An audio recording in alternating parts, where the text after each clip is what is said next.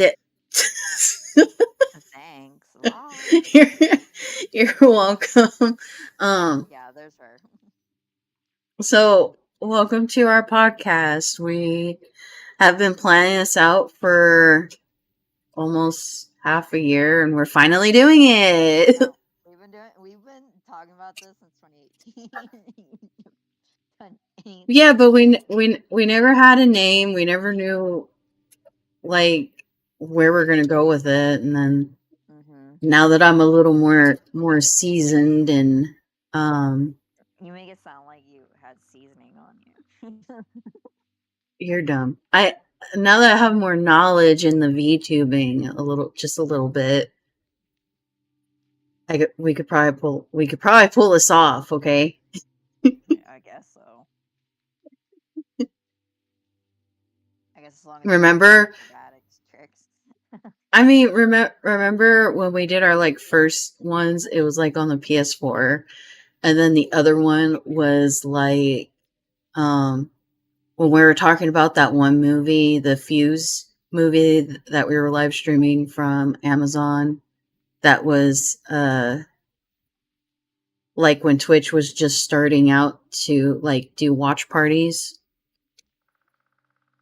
Did we Yeah, we did. I still have the video, and one person commented like I think 2 months ago saying like I've been trying to look for anything about this movie, and basically they were happy with the video Was it the that we movie? had. What movie was it again? It was the Fuse Memoirs of the Hunter Girl. So the girl's coming down from the mountain going to see her brother that lives in the city, and they're hunting these human slash wolf humanoids Was it that was it that take guy? people's essence. Was it that guy who She dressed didn't know like how to a read. girl? Yeah. That guy who dressed like a girl. Yeah, I I just think I said remember yeah. that. Yeah. Yeah, I Yeah, think I remember so that. we had like a long conversation about that. So I mean, we went from just like no characters and a nothing background Yeah, to it was. We were copyright striked on our first one. We were playing Disney Minecraft. yeah, we were talking about what was this stupid show again? Voltron. Voltron. Voltron. There you go. Yeah, and there was a lot of good points but Disney copyrighted us. So thanks Disney. Anyway, so we come a long way. Minecraft chatting, blank background chatting, nothing going on. If you guys are wondering, the scene that's in the background, it's from VR chat. I think the world is called After the Rain. It's a very peaceful, chill world. If you guys want to check it out, very beautiful. Um, Dun, dun, dun, dun. let's see. I guess I'll take a bit of inspiration from you know, Mark, Wade, and Bob's podcast, Distractable. You guys should check that out. That shit's funny. Oh God. Where at the beginning they're like we just they ask like, so anything new been going on and blah blah blah. So anything new been going on, Tofu? How's No. life? I do the same shit every day. Clean draw, clean draw. Well, that was very anticlimactic. You went to the Well, mall yesterday. You went to the mall yesterday. Shut up. yeah, I went to the mall yesterday, but like I got a new monster. I got well, not a new monster high dog because I've never had one before, but I do have one now. Yeah. To add to the collection of figures and dolls that you have. Yep. Yep. Yep. Okay, let me see if Twitch will let me fucking update the title. It's Twitch has been very wonky lately, you guys. That's why like when I was playing video games yesterday, it said that I was playing Sunhaven, and it just would not it like every time I update it wouldn't update, and then now I've been trying to update the title today for the podcast, and it says stream info failed to update. So just so you know, anybody that's on Twitch, this is Degenerate Hime's podcast episode 1 star shows. Yes, that is what I labeled it. I think putting, shows that upsetted us or shows that we hate or, whatever. I just put 1 star shows. Yeah, it's shows that just like make you fucking mad. That's some of them are your fault. how are they my fault? Because 2 of them you made me watch. Oh wait, actually all 3 of them you made me watch. I didn't make you watch all 3 of them. I didn't. Yeah, you did. You were like, Arm. You should watch this. You would like it. And then I watch it. You never fucking watch it, and then it ends up being I was watching Miraculous Ladybug when it first came out on Netflix, and the kids, well, my daughter was watching it. So you can't get on me about that. So I already seen it. Watch it with me, or like at least like commentate on it with me. But you're just like, man, oh my god. And then with RWBY, I didn't. Yeah, we watched RWBY together, but it's your fault You I didn't got want. into it. You didn't want to watch the later seasons, and when I was watching it, it was legit good, So No, don't even start. Don't start with me on that shit. Yes, it was. It was good. It was good. No, it wasn't. Until I don't know, it became like this. We'll get into that later. But anyways, so It was not. I refuse to believe that you think that the later volumes were good. I never said the later. I said in the beginning it was good. Yeah, it was the first 3-ish volumes, but like I said it was going good. But like I said, we're not going to get into that unless that's the topic. Okay? We still have to spin the wheel, you angry fucking gremlin. I'm already pissed. All right, so we're going to show the wheel. The Wheel of Fortune. We're going to show the wheel. Here's our wheel. So Tofu picked 3 shows and I picked 3 shows. Yes, all of them are basically anime except for the 100. So let's randomize it. Well, so Miraculous and RWBY aren't animes.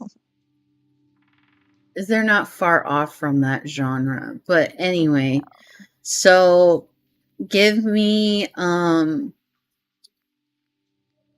2, 1. Think of a number. Tell me a number. 2. 1, 2. Okay, you ready? Yeah. Whoa, my eyeballs. Oh, well, you're fucking lucky. We're talking about RWBY. What? The wheel was like, yes.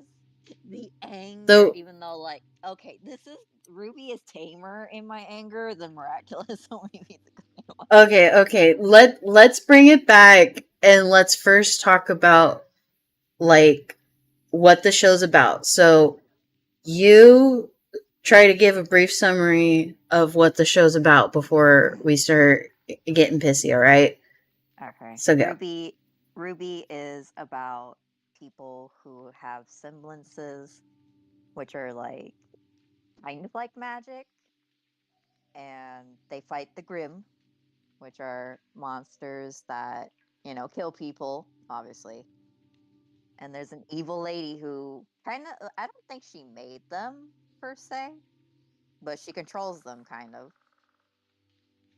And basically, the first 3 volumes, they're at a school, and then in later seasons, they're like huntresses and stuff. What else? So yeah, and basically they're like a group of 4 people, like in each group, and obviously there's the leader. And the main group is RWBY, which is Ruby, Weiss, Blake, and Yang. And yeah, RWBY is the leader, but she's the youngest. I think she was like 14. 14, I thought 15, she I was think. like, I thought she was 13. I know that she was basically the youngest to actually get into the school. Yeah, Memory serves me right. cause like Ozpin, like like yeah, and Ozpin's the principal of the school. Mm, So yeah. so yeah, I think she was 14. Because if I remember, I think all the girls were like 16, like the other three. But the show is created by Monty Ohm and I think two other writers that were like friends of his. And he did most of the choreographed scenes, like the fighting scenes. So basically, like that's what he mainly did. But like I think he thought up of ideas, obviously. But yeah, as far as like written wise, the other two did that. I don't remember their names though. Yeah. And this was a production that was also through Rooster's Teeth. If anybody's On familiar with YouTube. Red versus Blue. On These YouTube. Yeah. shows, yes, that's what I was gonna say. That Yeah, you know, yeah, it's originally this show started out for free on YouTube, and then it moved to their website, and then it got to the point where you had to pay for it. Now you'll yeah. find it if you guys are interested. It's on Crunchyroll. I think now it's on Hulu, isn't it? I'm pretty sure I've seen it on I Hulu. think so.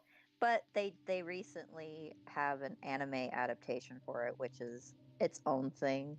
It's kind of like its first few episodes follow the basic premise of Volume 1, but it ends up like being its own thing. So, And it's the same people that if memory serves me right worked on Black Rock Shooter, but that's the anime series. We're talking about Rooster yeah. Teeth's Monty, Yeah. like the OG of it all. Yeah. Okay. And it's only in So English. So, as it's of only like in the English, anime of course. as of like the animes, like they actually had like it's dubbed in Japanese. So yeah. Yeah. So All what did right. you want to talk about first? Like, because this is like All right. ranting. Yeah, this is ranting, but God, I don't know where to start. I don't know if we should like go for. Okay, how about this? From what were your favorite seasons? Like, let's um, just start with that. Like, was it from 1 to 3, 1 to 5? Like, I know how many volumes there are there. There's like a bunch of volumes, isn't there? well, I would say I enjoyed it to the point where I think hmm, was it when they were all split up and they were like doing their own things in different parts of the volume. Was that 4 or 5? Hold on, I'm trying to look it up. Yeah, because like I would say Okay, like there's 9 currently, volumes. yeah, there's currently 9 volumes.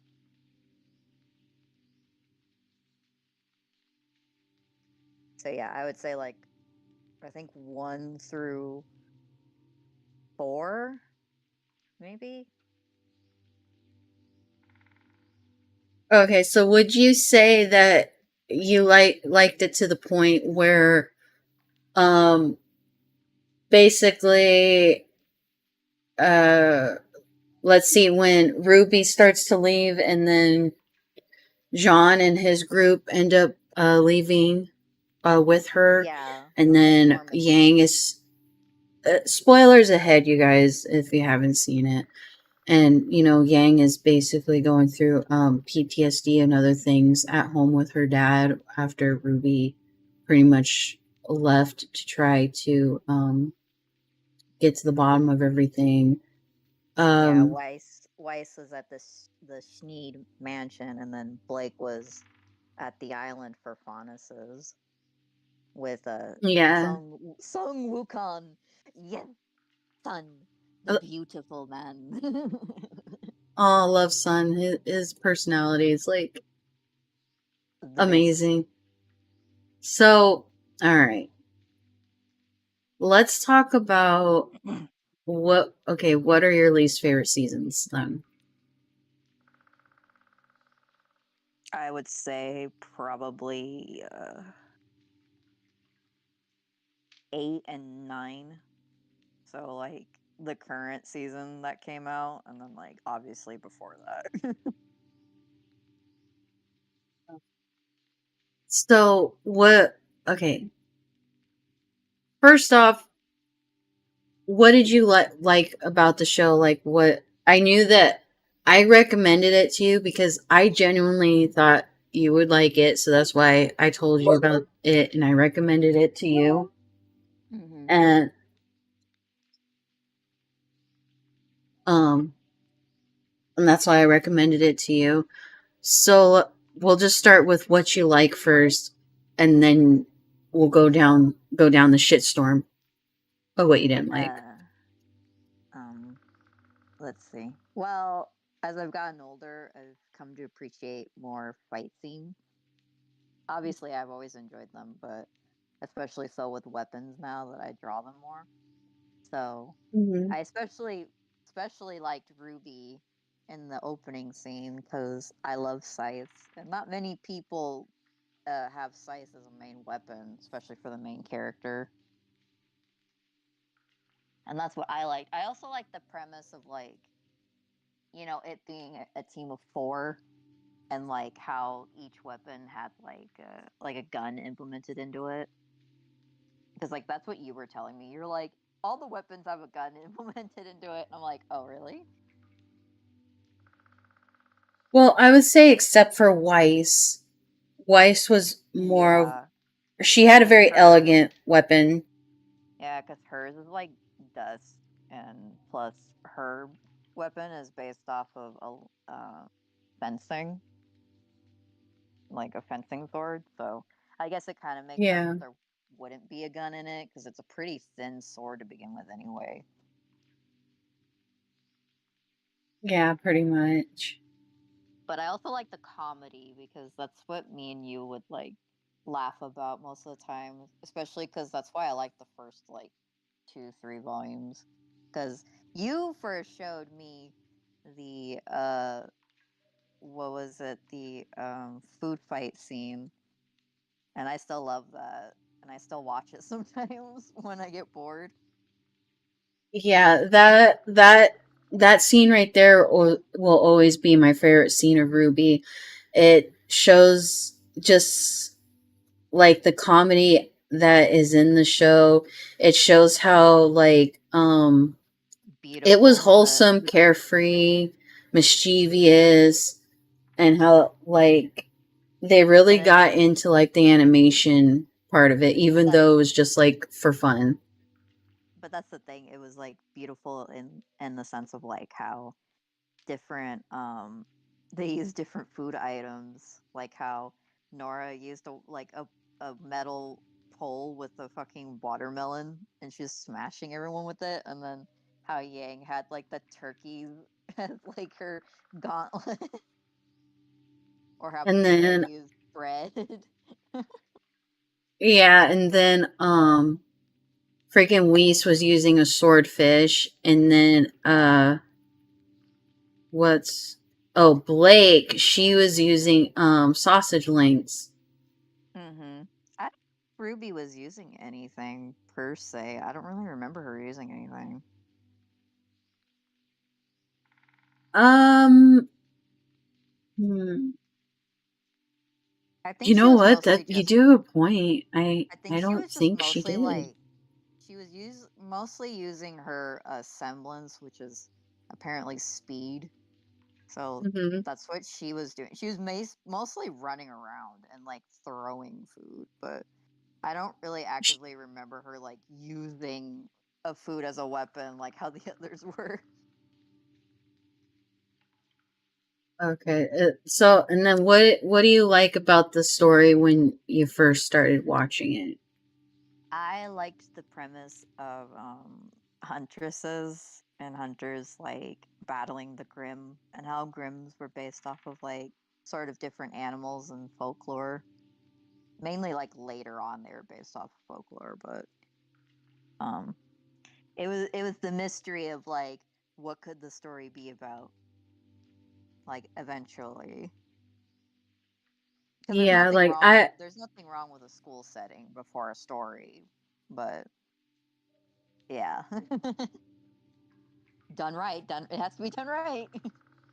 right, and I remember like back when they were first like doing the trailers and the first season came out. I remember that they were saying that Yang's like concept was inspired by Goldilocks. Oh yeah, that was the other And thing you kept telling me before we watched y- it. yeah, and then I think Blake was supposed to be like her concept, like inspiration from was Beauty like and the Beauty and the Beast. Beast. Yeah. I don't remember what. I think Ruby was like Little Red Riding Hood, and then Weiss was. Snow White. I want to say Snow White, but I'm not entirely sure. I do know that it's of like a princess locked in a tower, or, locked in her Mm. home. You know, I don't I can't remember. I that's know it's not well, Cinderella. or Rapunzel. There's not Rapunzel either. No, another character was She has based the off of hair for it. Cinderella. Yeah. No, Cinder, the other character, she is based off Snow White. I mean Cinderella. Yeah. So yeah, I So don't that remember. was. I don't know. I'd have to go. I'd have to look it up. But yeah, when they were like saying like, oh, this was like our concept and premises of like each of these characters, that was also something that originally drew me into the show. Mm-hmm. And aside from like the animation style, because when I first looked at it, it reminded me of how I used to watch, MMDs in like high school. Oh, And the I was just world of kind of like, MMD. yeah, so Stands for Miku Miku Dance. yeah, so when I saw how it was, I was like, "Dang, this is pretty cool." It's like a whole story and stuff like that. Because I used to watch Red versus Blue, so when this came out, like I was really excited. And I say the animation has progressed over time. Well, A lot of yeah, yeah. people aren't a fan of it, from what I hear, because it has a lot more darker undertones and stuff like that. But to me, it just shows how they progressed in the animation style of from when they first started. Mm-hmm. But we'll get into the other part of what I'm not necessarily a fan of, and I'm pretty sure it's the same with you. But Yeah. aside from that, so let's go ahead and start. What is the first season that started, like, what season and what part of it made you start not really liking Ruby? Volume 5. Okay, do explain.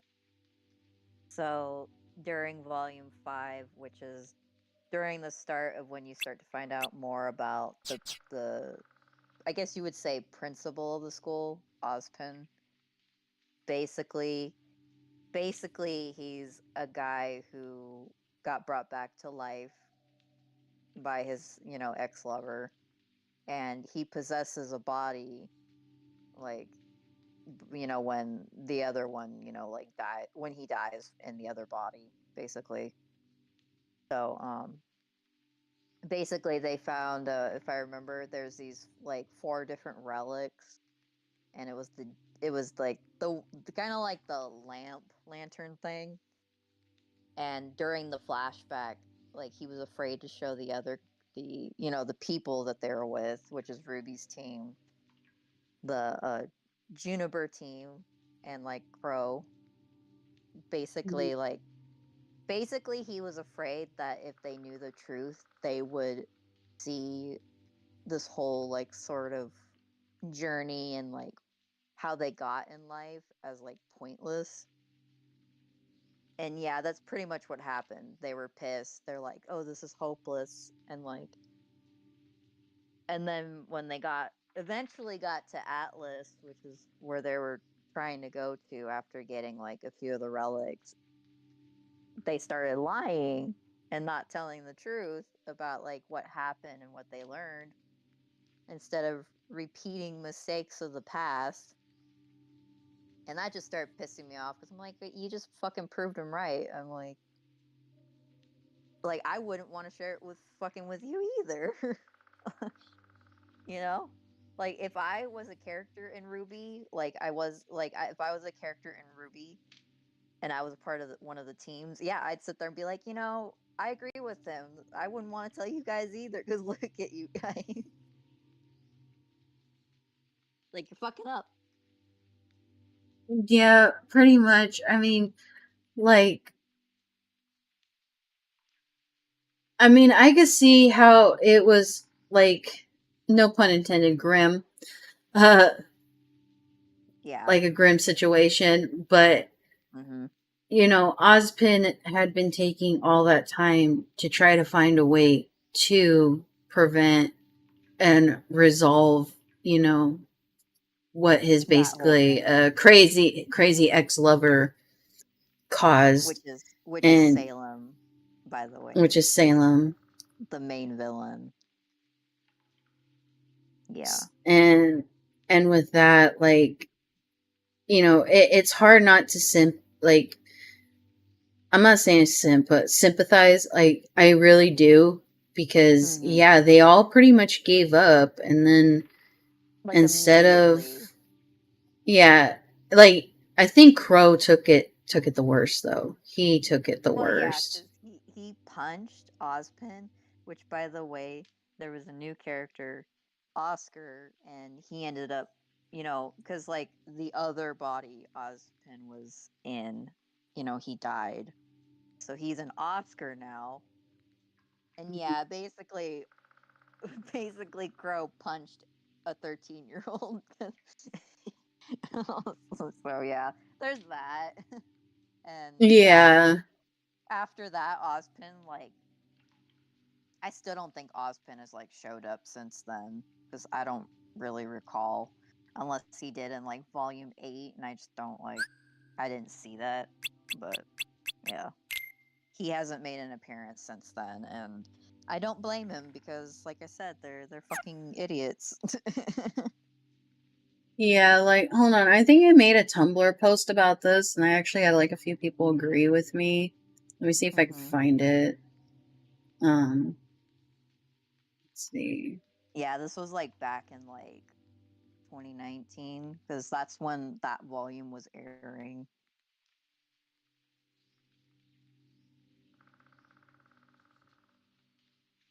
Oh yeah, that was also when I was like posting scenes too, because I was like such a big nerd. Hold Yeah, on. you're a Yang fan, and I'm a RWBY fan. Well, yeah, I love Yang and I like Crow. I like Ruby and Nora.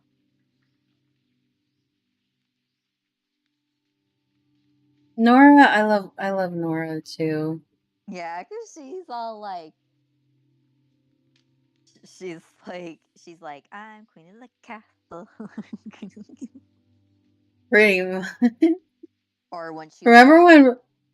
she's like, Ren, we gotta get up there, and he's like, how are we gonna get up there? And she's all like, I know. She's like, get ready, and then she smashes the hammer, and they both go flying. Yeah. Hold Because on, maybe it was on this one. her hammer was a gun too, so that was also funny. Like that's how she got around.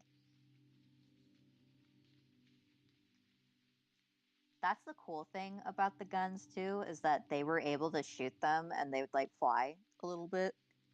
That was Hmm. also a cool thing about that. Oh my That's god, like it an didn't even pop up that's for like an me. that's like an old ass post. That's like 2019. You'd have to go like archive. Yeah, it would take forever. I mean, unless like, Yeah. hold Not for on, I me, would have because to I'm go through. not for me, because I'm barely on Tumblr.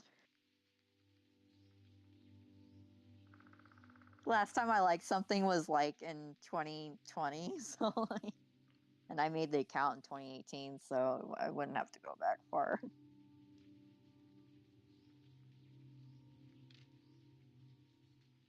Yeah, and it only goes as far back as like, oh, the last month, the year, all this other shit. That's crazy because I like I Well, because always they changed a lot of rules since then, so yeah, a lot of people had their stuff deleted. well there should there honestly for me there just shouldn't have been because I've been on here for fucking ever and I Well, a lot remember of my tags. yeah, but a lot of those policies were like not safe for work stuff, and you weren't really that wasn't really like a not safe for work post, so it should still be there.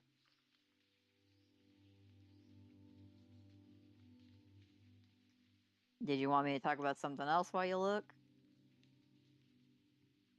No, I mean it sucks that it's not on here. Mm-hmm. I mean, do you have a different Tumblr that you posted it on? Like your art Tumblr? No,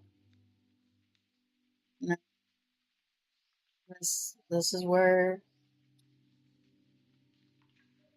it would be.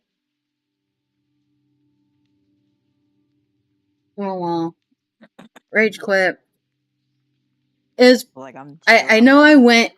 Yeah, I know I went in depth with this. That's why I was just kind of like, oh shit. Oh well, you know. But Tumblr, you failed me. Do you not remember like what the topic was, or? No, it was talking. It was literally when I got done watching that season, and they were like all hopeless and stuff like that, and I felt so bad for Ozpin because it was like you proved him right, and Mm-hmm. like instead of saying going, you know what, like we're gonna figure this out. Maybe we could figure out something that you couldn't figure out, you know, and Yeah, like stuff like that. some fresh new minds. Like Ozpin's been living Yeah. with the same old mind for years, so new people might have a new insight. But now they're just like, we're gonna die. What is the point? Even Ruby, and Yeah. I'm all like, she's the token like character. So like she should have been positive, but no, she started lying. Her first thing was lying, and I'm all like, you're repeating the sins of the past, and you wonder the fuck why he didn't want to tell you. And before anybody starts getting after us about this, yes, I get that they are children, but at the same time, like these children are the ones that signed up to be taught Crow's not a and child. Like be what the fuck? okay, minus Crow, to be put into a profession where they would be fighting the Grim and Mm-hmm. be hunters and huntresses. They were fully aware that they would not they probably wouldn't live to adulthood or live any farther than that. And I'm not saying it's because they're disposable, but it's just because, in a way, they knew what they were signing up for when they were joining the academy. Okay. It, Mm-hmm. it's like all those kids that in Harry Potter, when they're going to school, like, yeah, their teachers are keeping an eye on them, they're taking care of them, making sure nothing happens, but, you know, things can happen. And, That's the point of them learning magic. like, yeah, they're kids, they could be terrified and stuff like that, but at the same time, We're in a with the serious young setting. we're in a serious setting and with a young also with younger generations like thought point, yeah, there could have been some like optimism there too, like And that's yeah, the we point of Ruby's character, but they didn't implement that. it just Instead, kind of was like, they're yeah, trying to make they're trying to make her more mature in recent volumes, and it's like, yeah, you can be like Ruby and be mature, but at the same time, it's like you're making her like angsty at this point. It's like she's trying to have a Steven type of like fit, like development, like I've been through some trauma. I'm fucking angry. Like I get it. But like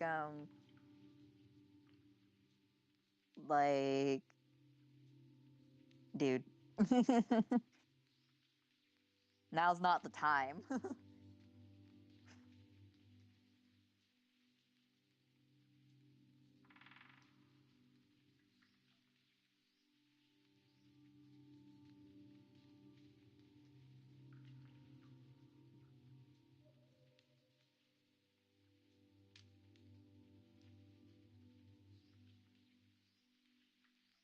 Okay.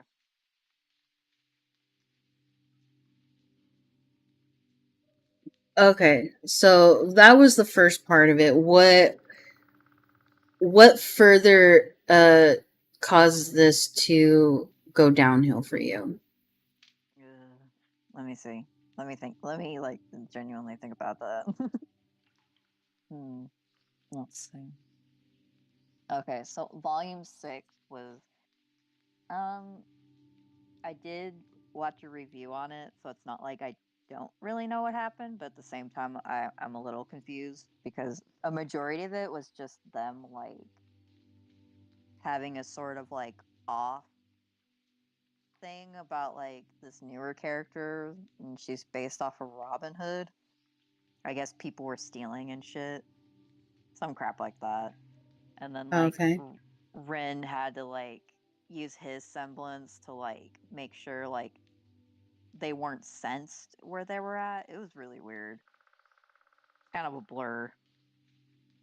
Then again, that could have been in volume 7 and I just don't fucking remember.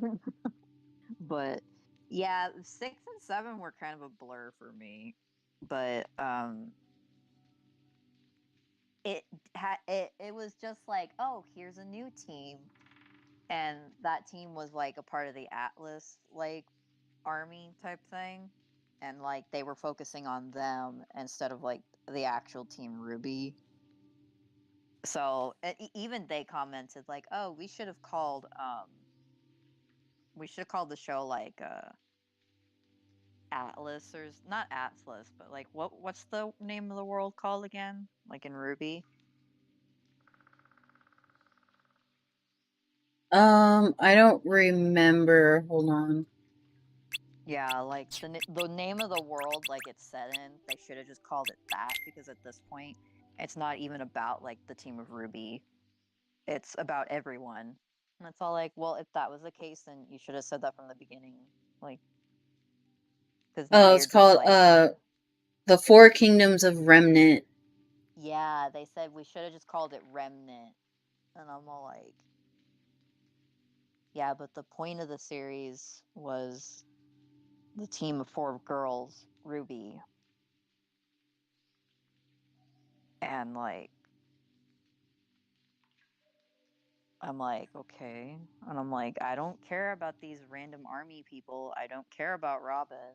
Like, these characters are unimportant to the actual story that is fucking Salem trying to destroy the world to get back at Ozpin. Like, no one cares, man. And like, and also the choreograph scenes and like how the weapons were like, oh, it was really started going downhill. Like, you know how like when a weapon would be discharged and how cool it Yeah. looked and it was very unique to the character. It's not like that Hmm. anymore. Even with the main characters, like Crescent Rose, like I think like it just like, oh, it automatically comes out. Like Ruby just has it out instead of it actually like coming out in parts like it used to, and you could hear it and like see it. No. And then most other times she's using it as like in its gun form, where she holds it. Mm-hmm. Yeah, so it's kind of like stupid. No one uses their weapons how they used to. They're just kind of there. So I guess you could say that that volume would pretty much be a filler episode, Yeah, filler volume. it was a part of the story, but the thing is I couldn't be bothered to fucking remember how it was important to the story. Like I do Like, know that the general was going crazy a little bit, like because he ends up being evil, which is stupid. He shouldn't have been evil, cause but Ironwood, that guy, yeah, like it was if stupid. ever, That was stupid. if anything, his character was, it's a lot of a misunderstanding, if anything. Yeah, but they tried really hard to make him be like, oh, he lost his shit. Now he's evil. So yeah, now he's evil. And I'm just like, but why though? What was the point? Like, are you doing like the whole Disney villain evil twist plot thing? Like, it's not working for me. Because He's if the anything, least it likely to be a villain, but no, they're like, yeah, he's a villain. He's a villain now. We need another villain. well, the problem is like with his character as it starts moving forward, Mm-hmm. is you see him with the Shani family, and they're basically trying to buy in. Well, they're buying into his pocket, saying, keep these Mm. borders closed, do this, do that, blah blah blah, this is what we need, this is what we want, etc. And Oh, like, that was a so part of the plot too. Was yeah, like so going into that, she was like arresting her dad for that. Yeah, that was another part that I forgot about because I couldn't be bothered with it. see that part I didn't see. I Okay, I didn't really look farther into the episodes because like I said, I you There's know not really a point to because, like I said, you with me, it was like, yeah, I didn't watch the whole thing, but still, it was just like, there's no point because it's like, what does this have to do about Salem? She's the main bitch. She's the reason why we're gonna die. Like, we should probably leave domestic shit for another time. Like, when this war is over. well, it was also like, remember back in like the earlier volume when they were introducing all the characters at the school and blah blah blah.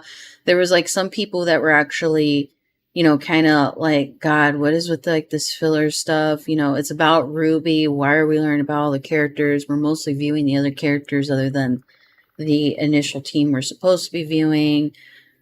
Oh yeah, So, that was a problem with Steven Universe. Like, it's the fact that, like, yeah, you have a lot of characters, but your show is based around these set of characters. mm, And once you focus on other characters, you kind of neglect the story. And yeah, that is what happened with Steven Universe. Like, a lot of the reasons why, like, the story, like, for instance, like Lars in space, like, we didn't get what we needed from that story was because they were too busy focusing on, like, the regular characters, the side mhm. characters. And it's like, this has nothing to do with the story. Like, I get you probably thought like you had more time to explore, but at that point, your show was getting canceled. So you probably shouldn't have done that. And it's the same thing with RWBY. It's like you're focusing too much on other characters when you based your premise around four main girls. It's too late to sit there and be like, "Oh yeah, we're gonna make this a show about Remnant." No, it's too late to do that. You can't do that when you're like, what is it, like six or That seven far. volumes in? Yeah. I mean, unless they're planning on like them, like it tying into like the next volume, like, okay, this is why we introduced these characters because they're going to be there later with our main characters, But and it's or our not. main characters are going to end up back at that setting, so therefore this is why we're showing this. But even with like that volume, like yet me personally, I did enjoy getting to know the other characters because all of them were like really interesting in their own right. Like I really like I think her name is it Coco? The girl that has like, her freaking suitcase transforms into like a machine gun and she's Oh like, yeah. you know, like badass and That shit. yeah, that team. Yeah, I remember that team. I don't remember the name of that team, but I love that team too. It's coffee. Oh, is it? Okay. Coffee or caffeine, something like that. It's to that Yeah. effect. And so me, I actually enjoyed it, but I guess for like some people, I mean, what they could have done with that volume, in my opinion, if they wanted to introduce the other characters or have the characters interact with our main characters, they could have Mhm. did the whole typical trope of what every anime slash show does and have a beach day episode. And you could have seen them interact like that. But then again, I think there was kind of one in like Chibi or something, and it's basically, or no, I think it was Well, the arena he was fighting in. That one guy, um, mhm. he doesn't like the dude with the blue hair. I forgot what his name is. Is it Poseidon or something like that? He doesn't know how to Neptune. swim. Neptune. Neptune. He doesn't know how Mhm. to swim. I mean, they could have even made some like funny gags with like, beach day. Like, Uh-huh. let's teach Neptune how to swim, Like they could have did something like that. Like, Yeah, also quick side note, Ruby Chibi is set after volume 3.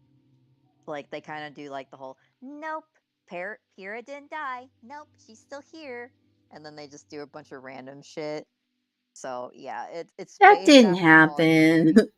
Yeah, because they're Yeah, like, that never happened. we saw you die, and she's like, nope, nope, never happened. I'm like, okay. I'm still here, bitches, and then freaking the villains are still there just like chilling out and stuff. And they're like, Yeah, I'm not evil. It's like, we never said you were evil. Oh, well, if you but we thought I was, I'm not. Like, yeah, but we know you're evil though, because like this is set after volume 3.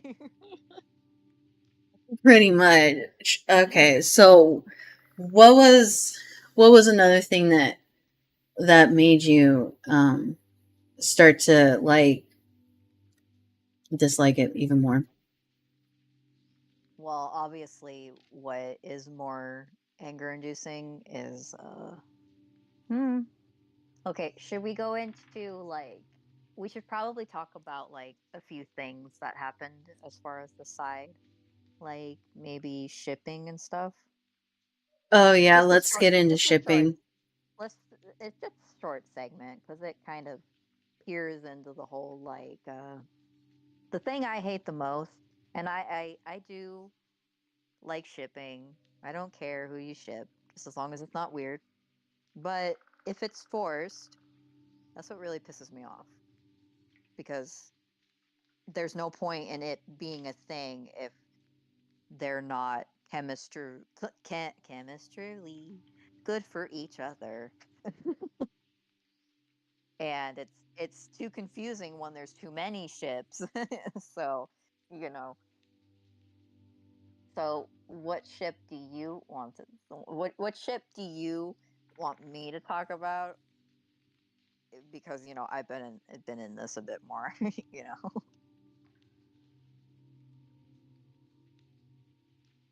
Because there's a lot to go through, and my main gripe is with a main ship that everybody loves because obviously for good reasons, but All right. it it Let's shouldn't have been go a thing. let's go into the one that is the most left field, okay? Crow and the guy he met at Atlas. Oh Lord Jesus. Let's get into that one, okay? Don't get me okay, guys. I'm gonna tell you this right now.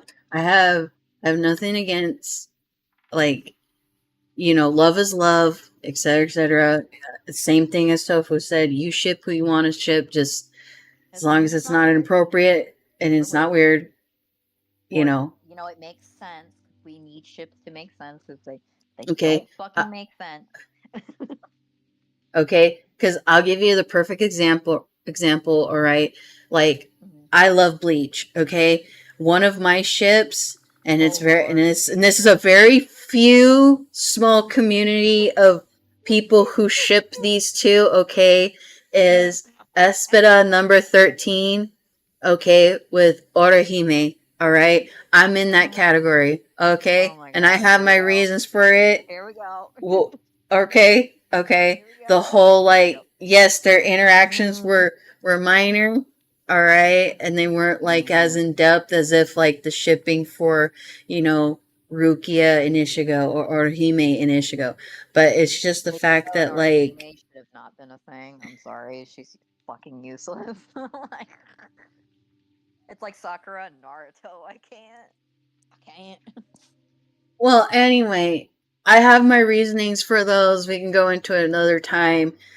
But some people kind of like raise a question mark on that. But see, though, that's the kind of ship like it, we get it, like I can understand some ships, okay, but this one, even though I didn't see the whole season in its entirety, to me it was just it was very left field, especially because of how Crow was like his character was built up to that point.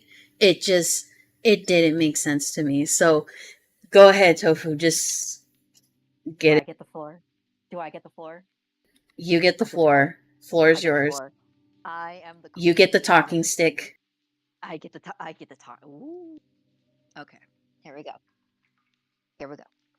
Okay. I know it's rare to have, mainly, especially if you're gonna have something that's mainstream. Usually, the safest route when it comes to LGBT relationships, it's with women, because that is what's more acceptable. And oh no, hang on a second. Oh shoot. Wrong one.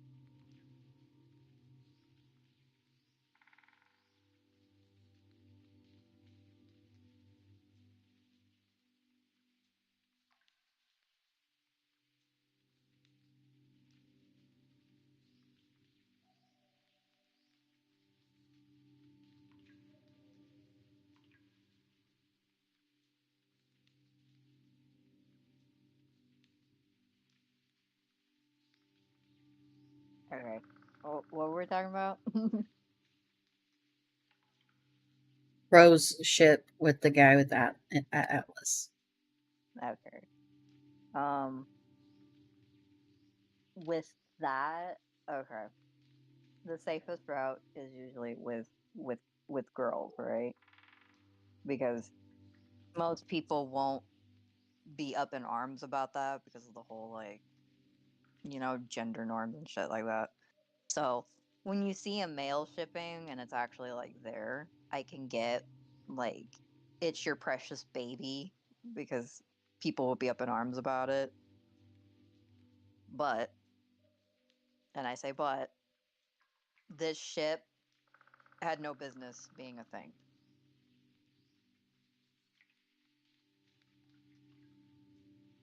I can honestly agree to that because it see to me it seemed like it was very on the fly. Mm-hmm. Because, okay, like, because with Crow, he's very like his semblance is like bad luck, right? And he doesn't like people getting close to him, and I can get that. But like, and then like he went through this whole like breaking point thing with Ozpin and shit, because like the one person he trusted more than anything kind of just like lied to him. But again, there's a good reason why he didn't say anything. Yeah, So with this guy, and I can't remember his name. Fucking forgot his name. Oh god. wasn't it like But Leonard or something? Let me Google that shit. I don't know. But his semblance was good luck, so he's the opposite. But excuse me, with him specifically, it's like I feel like the only reason they introduced his character was to be like Oh yeah, like Crow can have somebody to actually like heal him and to trust for once. And oh, it's like a gay thing. Like Crow's gay, and it's all like, okay, that's fine if he is gay, but there's no point in having a ship that's like we shouldn't have a character develop to be in a relationship so that way they can like feel better, if that makes any sense. You know what I mean? They Crow even should had an Ironwood X Crow ship. Yeah, like Crow should be developing because maybe yeah, there is this guy that likes him, but like that shouldn't be the basis of his character growth, especially like you're shoehorning in. You know what I mean? Mm-hmm. Crow should grow because he, is seeing these people around him that want him to grow and be better, not be shoehorned into like this relationship. You know, because like I said, it never usually pans out very well.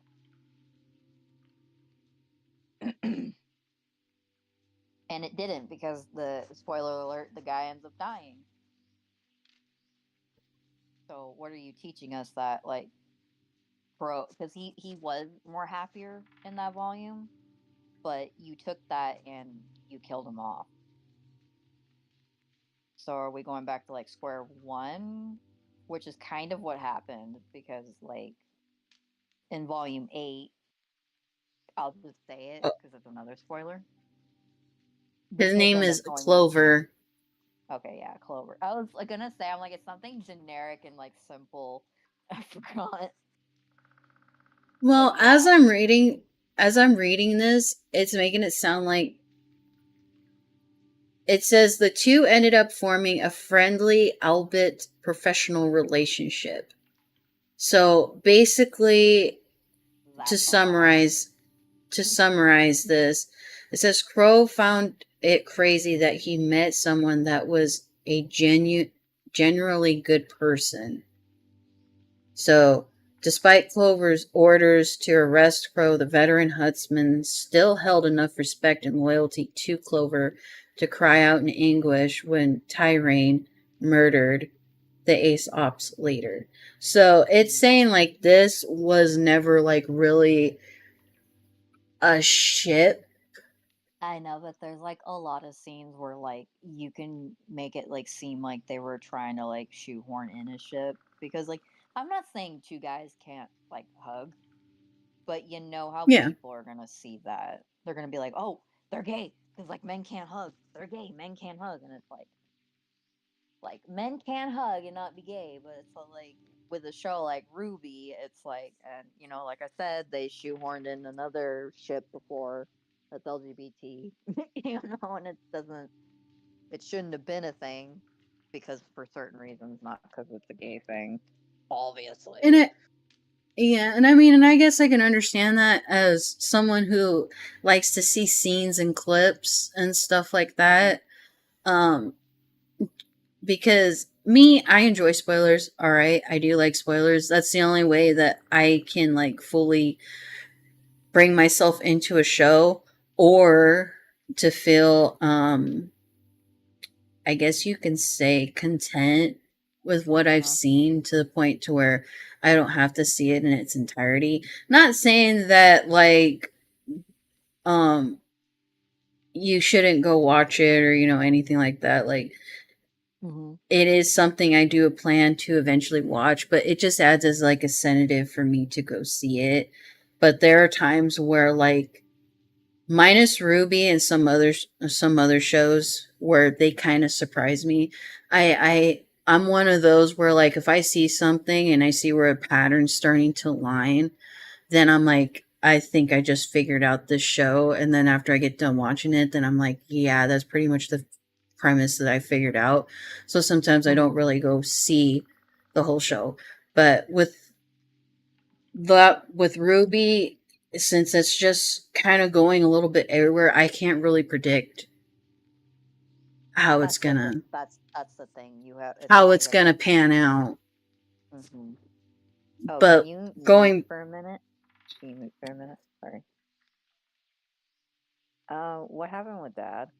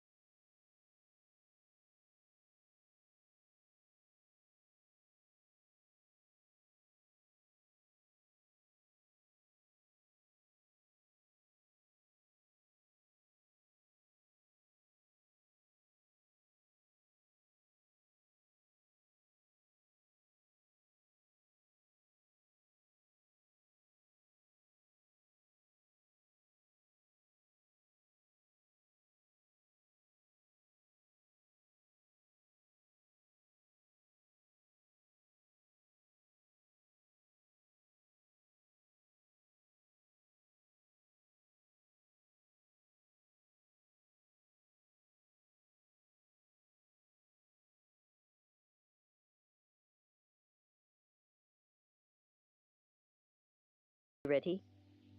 Yeah, I'm ready. Okay. So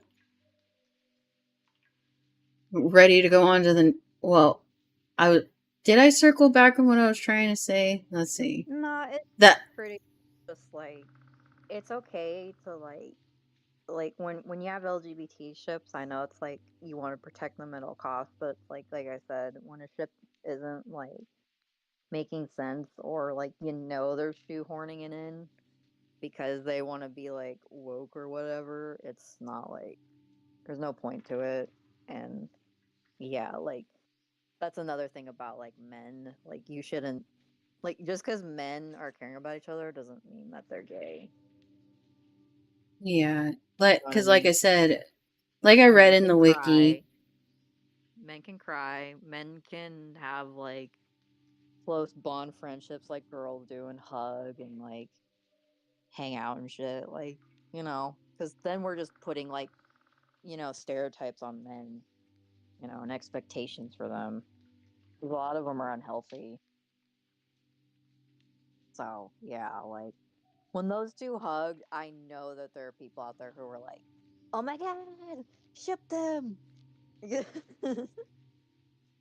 And I'm like, yeah, okay, like if it's just them being friends and like he genuinely found someone to like lift his spirits back up, it's just like, well then what was the point of killing him off? Like you're putting Crow back to square one. This is a dude who's very fucking fragile because mhm. of the semblance he has. So yeah, and it being a relationship would make that even more like gut wrenching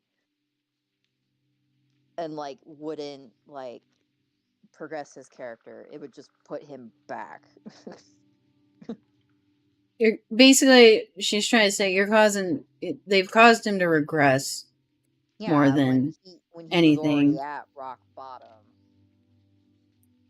you know. Yeah, and he my brain just left me. I But get shit. I get shit happens. Like characters will die, people die that you care about, but like in a show like this where you have full range control, like you probably shouldn't. Probably shouldn't. yeah, well, then again, there's like those people that when they write out characters, like they just have to have some type of traumatic, like Yeah, not only backstory, but they just keep milking the trauma yeah, because that, and for them. I do that with my characters, but it's more so as an outlet. This is just like you're making a story. You need to get on with it already.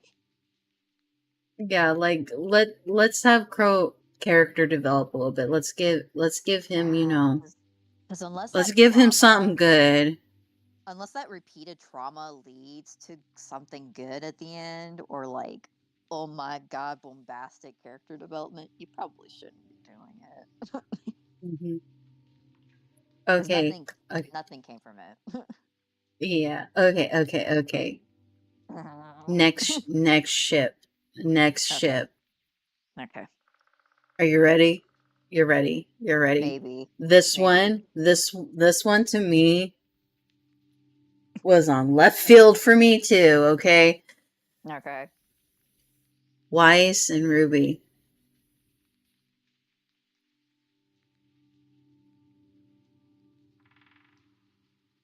She yeah, was too stunned to speak. yeah. From what you told me, is that basically like what? Basically, whoever's in these team of fours, they always like end up together. At least I don't know if that was a fandom thing that maybe you heard from it from, or it was the actual people who made the show. I have no idea, but that's kind of stupid because just because people are in teams doesn't mean that they always end up together. That's why it's kind of the trope of the guy always gets the girl. Well, no, when I was talking to you about this, it wasn't because I don't know if I did hear it somewhere, but it was to me it like I'm not saying I approve of this, but I'm just saying that it like made sense. I wonder if Mm-hmm. they were just like thinking, uh, well, we're gonna do the whole they're in teams and normally romances happen in the team, so therefore they end up to like together. That's how, Ruby and Yang's dad ended up, Yeah, but then there's people who speculate and theorize that like Ruby's mom and Crow were a thing, and Ruby's the result of that, and Crow just doesn't tell her. And I mean, I like that theory, but again, like, but now they're basically but just saying like, oh yeah, like the dad basically shacked up with both girls on his team. Like, what a fucked up dad. No, I'm kidding. yeah, like that's I'm joking. basically what I'm happened. joking. Like That was a Raven left joke. him. Raven left him, and yeah, there was Ruby's Rub- mom. Ruby's mom was there to, you know, And comfort I can him. and like I said, I will always say this, but Ruby looks nothing like Yang's Him. dad.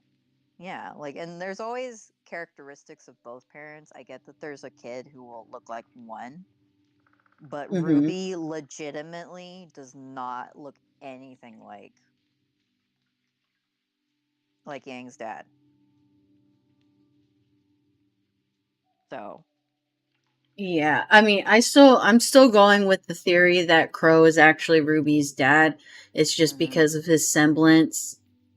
That's why Yeah. he keeps Even he keeps his though distance.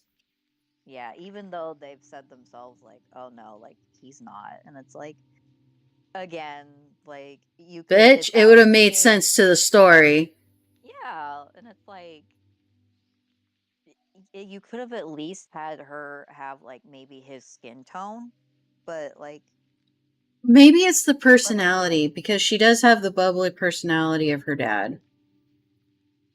yeah, but then again, like we've barely seen Ruby's mom, so like maybe she is more like her mom. But again, like it's just, and then unless this is like a Toru Honda type shit, I just, bro, I mean, bro, But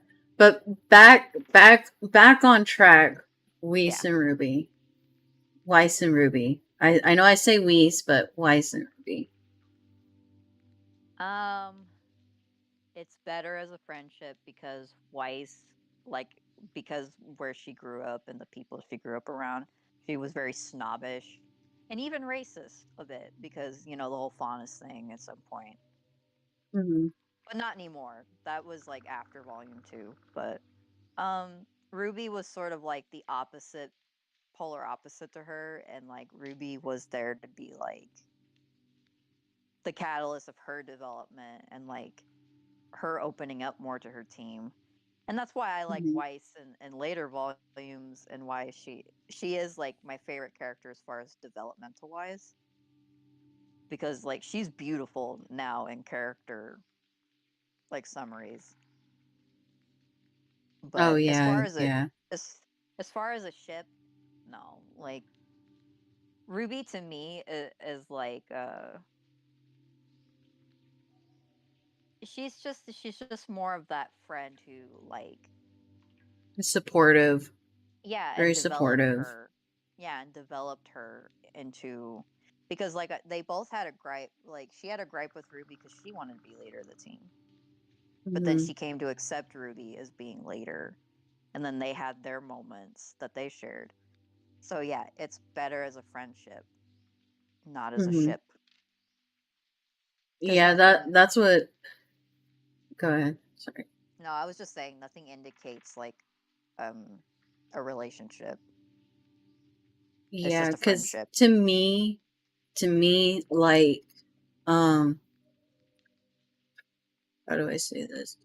Because agreeing with what you said, like, Ruby's more is more of like when her and Whist's dynamic would come together, like she would Hmm. cheer on Whist and Whist was just like, I'm elegant, I'm this, I'm that, Yeah, why like even shut the like, fuck up. Like but quit she was telling me like, what to yeah, do. you go girl, you got this, Whist. And then she's just like, My you know favorite scene, my favorite scene is the combat skirt. Yang's all like, "You know you're wearing a dress, right?" And she's like, "It's not a dress, it's a combat skirt." And they both like high five. She's like, yeah, "Damn." because it's that kind of dynamic. I feel like Hmm. with this ship, it was more of like uh that character didn't like this character, and then they ended up becoming Oh, friends. So enemies to let's lovers. enemies to lovers, which Basic Ruby trope.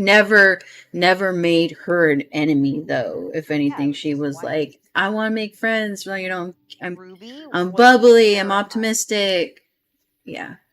Ruby was terrified of her. Remember? Like, she was just like, Hmm. this girl was yelling at me, everything blew up, and then I blew up, and then I'm like, I'm just scared. And then, like, she came and she's like, she keeps coming back.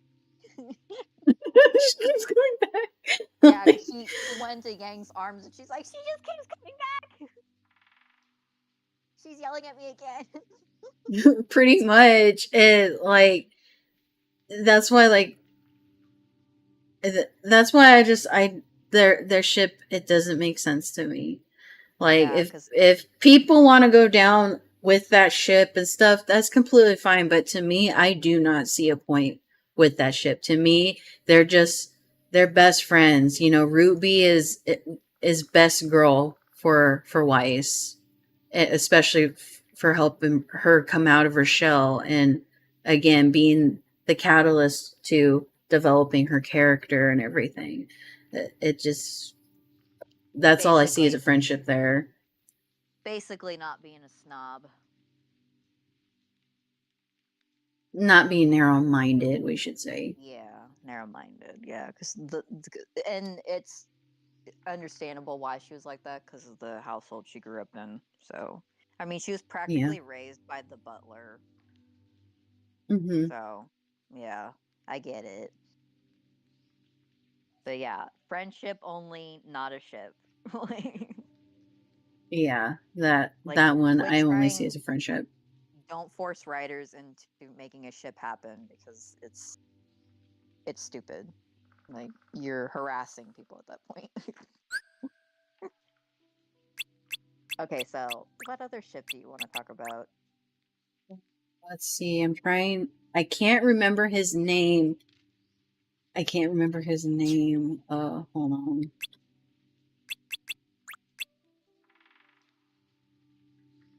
What does he look like?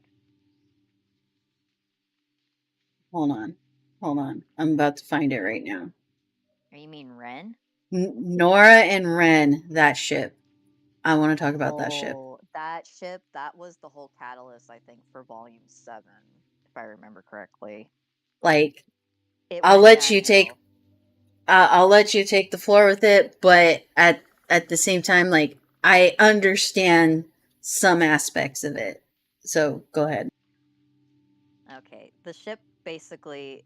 Okay, so these two have known each other since they were kids because their village got destroyed by a Grimm that I can't remember the name of, but it's based off of Irish lore, I think. I might be wrong. But anyway, so basically they're kind of in a relationship, but also kind of not from what they make it seem like in the first 3 volumes. So it's very confusing. But they're basically like glue. They're like stuck together. You know, they're always together. So when it comes to like later on and like, they went back to their village and then they finally defeated this Grimm that killed their family and the whole village. They make it seem like that their bond is stronger, which I'm assuming that is the case, but it's also a whole thing of like we don't know if they're in a relationship like even then at that point. So with volume I'm assuming 7 because I'm assuming it's 7. It could be 6, but I don't remember. Um in volume 7, if I remember, Ren's whole job was to like use his semblance to make like a protective dome around the city that they were in, which I think was Atlas. I think they were in Atlas. And I don't really remember what they were protecting it from, but Nora was like pretty upset because like I think she was like trying to figure out like where their relationship was at this point, and that's understandable because like even we don't fucking know what status they're at. Well, I So remember also part of it was her trying to confess too. yeah, but like he was like, no, I need to do this thing because like it's important because like this place could be destroyed, and maybe it was trauma from like what happened in their village. So it makes sense, but basically from what I remember someone was pointing out it was like Nora at this point was becoming a character that was nothing without him. So after the whole debacle of like what happened with them cuz she kissed him but his semblance got knocked down and then they got attacked. Nora ended up getting severely electrocuted and she had like all these scars on her. So later on when he came to see her, she was just kind of like, I think we need to just like, kind of like be apart for a while, I think. Basically friend zoning. Like she needs to find herself. And I'm just kind of like, good thing. But at the same time, it's like confusing because, like, at this point, some people are like, well, Ren wasn't much of a character without Nora, and then Nora wasn't much of a character without Ren. So we have a problem with this ship because it's like these two can't be characters by themselves without them being together.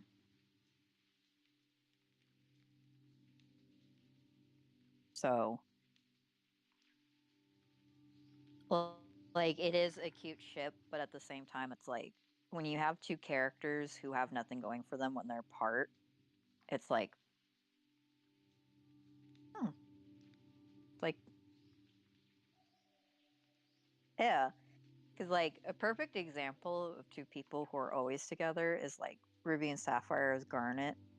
But in future, that's when they start to take the time of like, oh, like, we can be apart, and be okay because, we do love each other.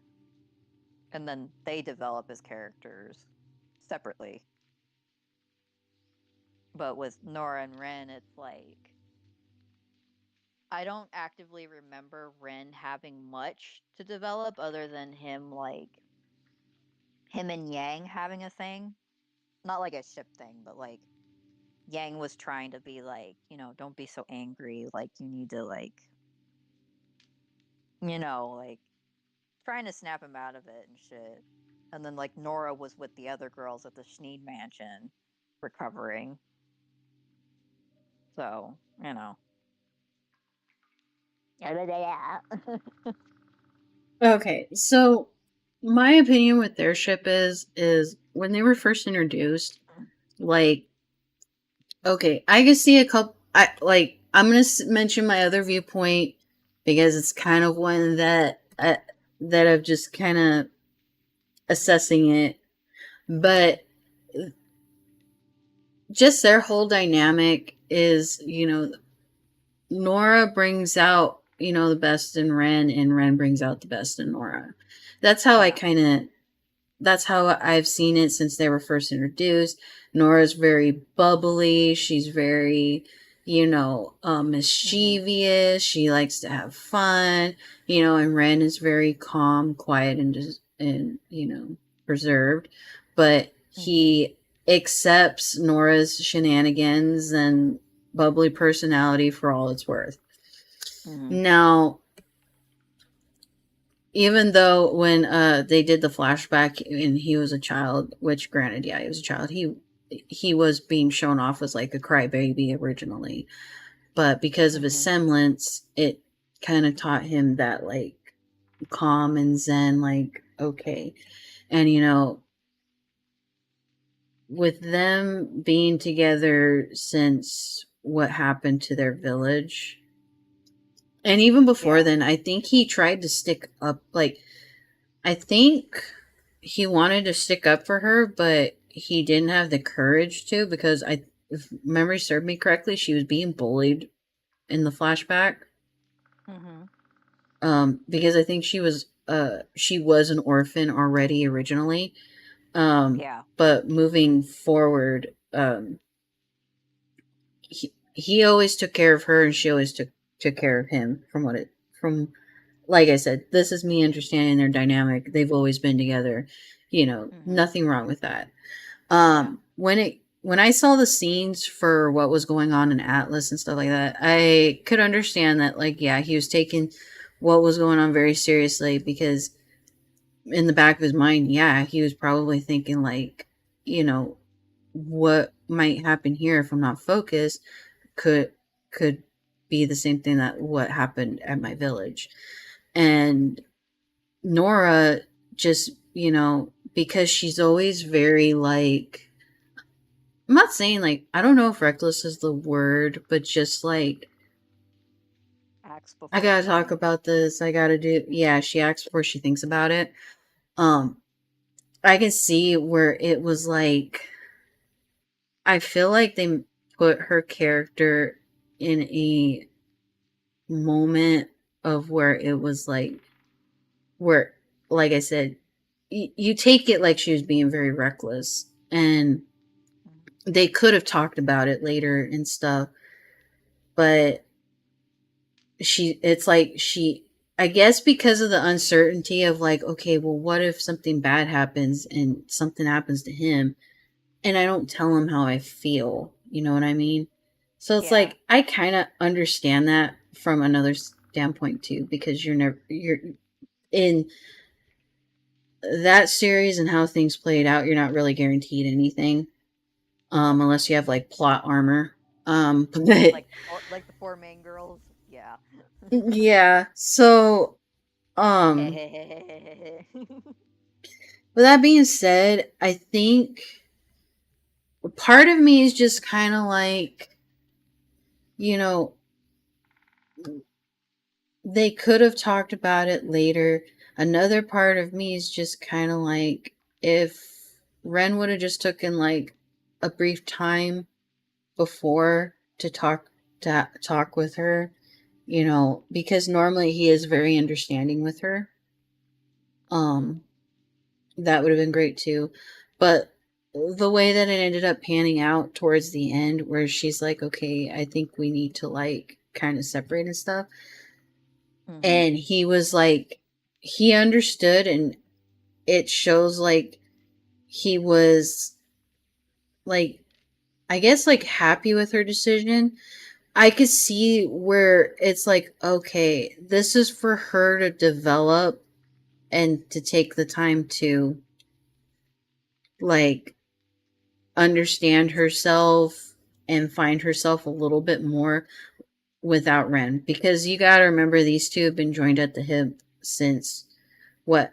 Since children. Um, but like you said, the other part could have been like, you know what? I wanted to tell you that I loved you and blah, blah, blah. And this is Yeah. how I'm feeling. But I also would like to try to, try to find myself a little bit, because I do feel like I've been dependent on you, Yep. because we've been together for so long.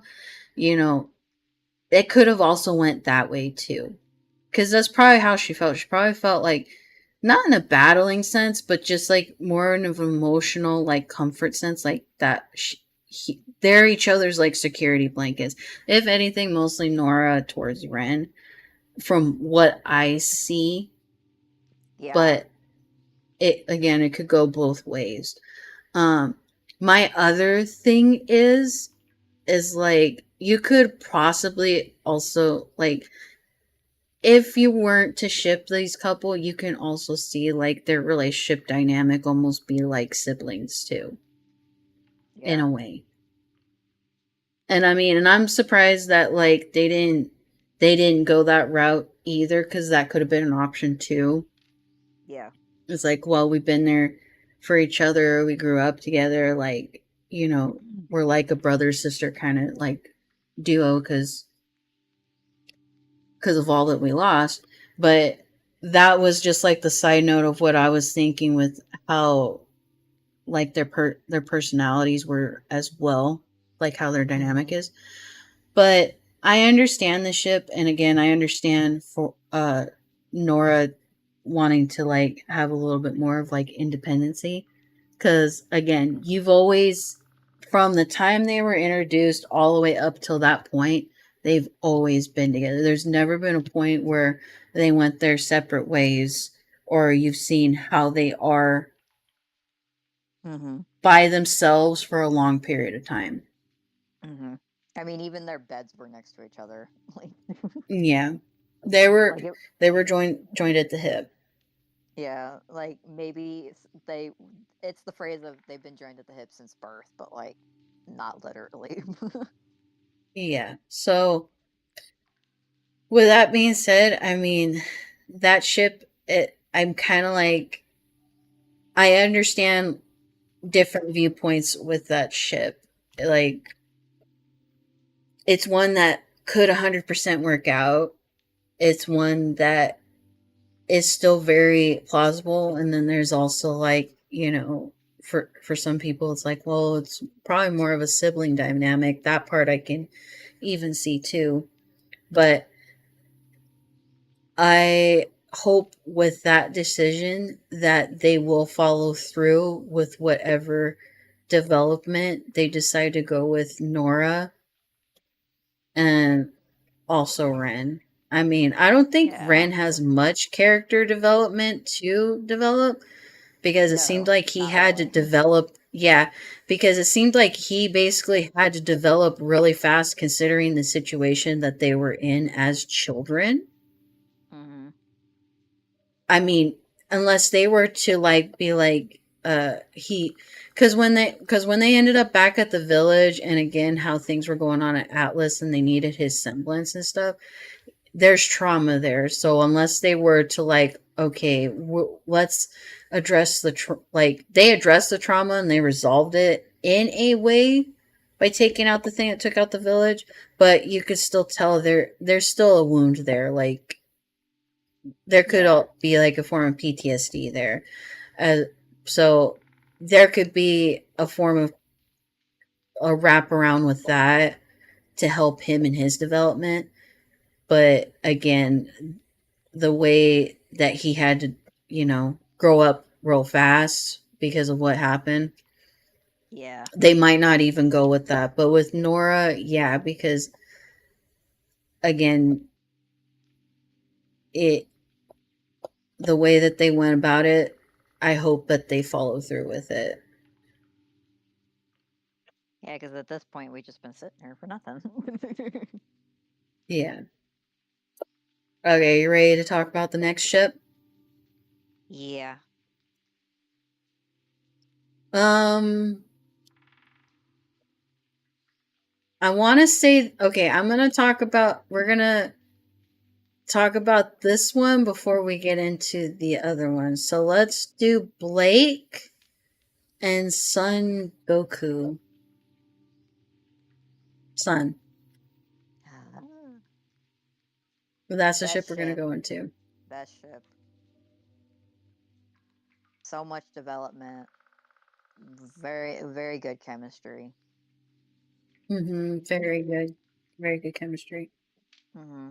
There's not really much But, wrong with the ship. There's nothing much wrong with the ship. yeah. But see, here's the thing where my brain kind of go like I approve of this ship. Don't get me wrong, I approve of this ship. Okay, Hmm. but now it kind of makes me think because of the discussion we had as far as like Ruby and Weiss's. Hmm. I feel like that would be probably in some ways the same dynamic as for Sun and like a parallel for Sun and Blake. Mm, no, not really. I don't see it like that. Well, because I see like Sun like kind of pulled Blake out of her shell a little bit because she's always like secretive and um Yeah, reserved but with and him, it was like genuine flirting. okay, there's that too. I guess yeah, I get what you're meaning. Ruby didn't flirt with Weiss and Weiss didn't flirt with Ruby, so okay, I get what you're No, saying. no, they didn't. Plus, like when they had their whole thing in like I think the fourth volume, yeah, it just it cemented the whole like ship and the development. And even at Mhm. the end, he said like I'm gonna miss her, you know. Yeah. And it wasn't a friendship like I'm gonna miss her. No, it was like. But of course, the reason it fell apart was because of the other ship. So yeah. Okay, do you want to can finish up anything with this one before we get into that one? With this ship, it was they both like with Blake it was very healing for her. And yeah, like Yeah. especially with the whole thing she went through with her whole like mentor and student relationship, because like it was not just student and mentor like relationship as in like um how would you say, You mean like with Adam? platonic. Yeah, it wasn't platonic, it was he was genuinely He was obsessed with her. obsessed. Yeah. Yeah, like it was a general Unhealthy. like, yeah, it wasn't platonic, it was romantic. So I don't mean mentor and like student like that. So Yeah, there's that.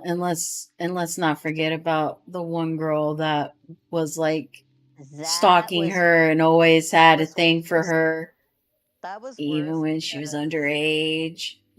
yeah, that was worse because people are like, "Oh, look, it's just like a lesbian thing." So like, dude, it's yeah, Not that. the chameleon girl is literally an adult. Like she's literally an adult obsessed with Blake. Uh Pretty much. yeah, there's a lot on that I've forgotten about when it comes to like good standpoints with it, but yeah, just the fact that like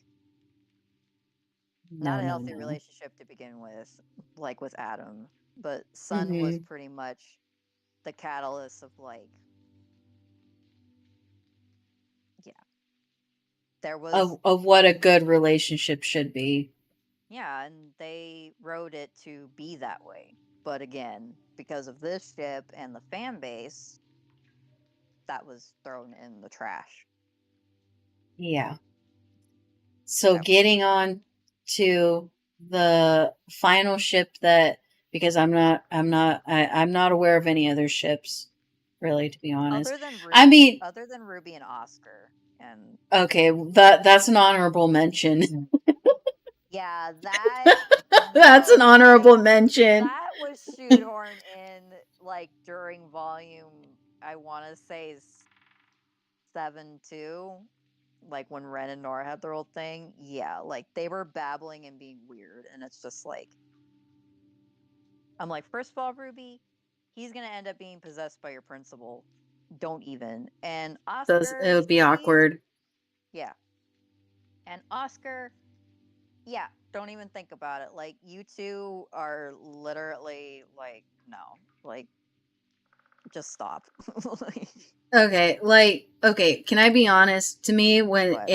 when he like was first introduced and he was getting like uh to know her and talking to her and stuff, to me, I found it cute. If anything, he most likely just has a crush. It's just a Mm-hmm. harmless, honest crush. And Mm-hmm. I just thought it was just sweet and cute. That was it. Like, I don't think anything would really blossom from it, but With their Ruby, interactions, yeah, with but Ruby.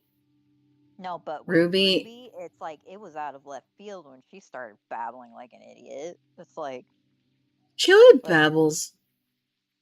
no, but this was like she was like, "Oh, sorry, like I gotta go," and like, and they were all being like dumb and shit, and I'm just like,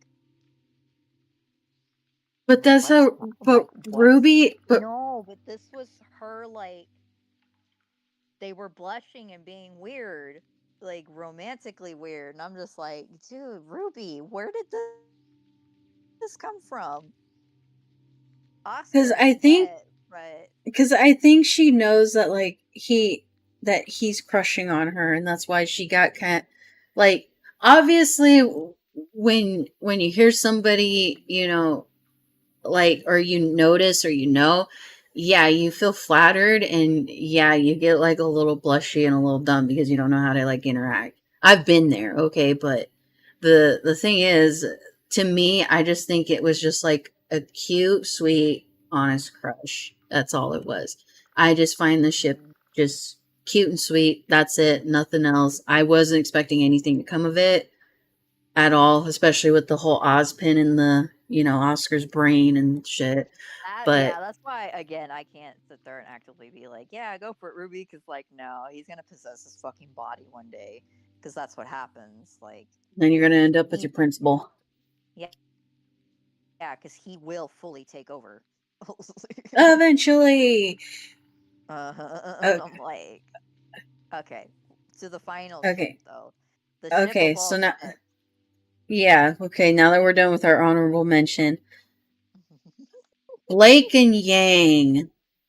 Bumblebee. Oh my god, I hate this ship Bumblebee. so much with a fucking passion. You have no Uh, idea. okay. I'll let you say your piece. You have the stick Mm. again. I Oh need to my like god, get a graphic where I'm literally just I'm tossing giving the it. stick. at your head, and if you edit this video and put it on YouTube at some point, then yes, edit that stick in. Put a okay, little thing I'll that like says, put maybe I woman should just stick let on you it. like freaking sprout mushrooms for every time like you get upset over a topic. I don't know. Yeah. It's like, help me. All right, go. Oh my god. You have the. Mm. Oy. No, I'm just kidding. I need to breathe.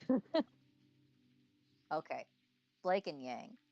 Um, it's volume one. We'll say like from volume one and two.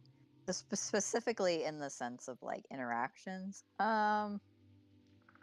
I don't really recall them interacting very much. Unless they did, and I just don't remember because it's been a long time. But the catalyst of them starting to be more of like friends was when Blake was like sleep deprived and like Blake was like crying. I not no, Yang was crying because like wasn't it the fact that like she got a hallucination and ended up breaking like Mercury's like leg and there was like there's something going on. I don't remember. It might have Oh been this. no, no, you're skipping to when the tournament was going on and freaking the Mirage girl used her semblance Oh. to make Oh, it there. look like he shattered his leg when that actually Yeah. didn't happen. No, but the first interaction I remember, yeah, was during when they were doing the whole Faunus thing. That's right. They were doing that whole secret mission thing. Dun, dun, dun. Yeah, I remember. But that was like the catalyst of like them starting out. But again, like that's when like Sun came in, and it's like them. It was more of a friendship, but it was the turning point of which when Adam cut Yang's arm off, and Blake ran away because someone she cared about got hurt because of him. But it's the fact that like she cares about her in the sense of like this girl's a part of her team and they're friends.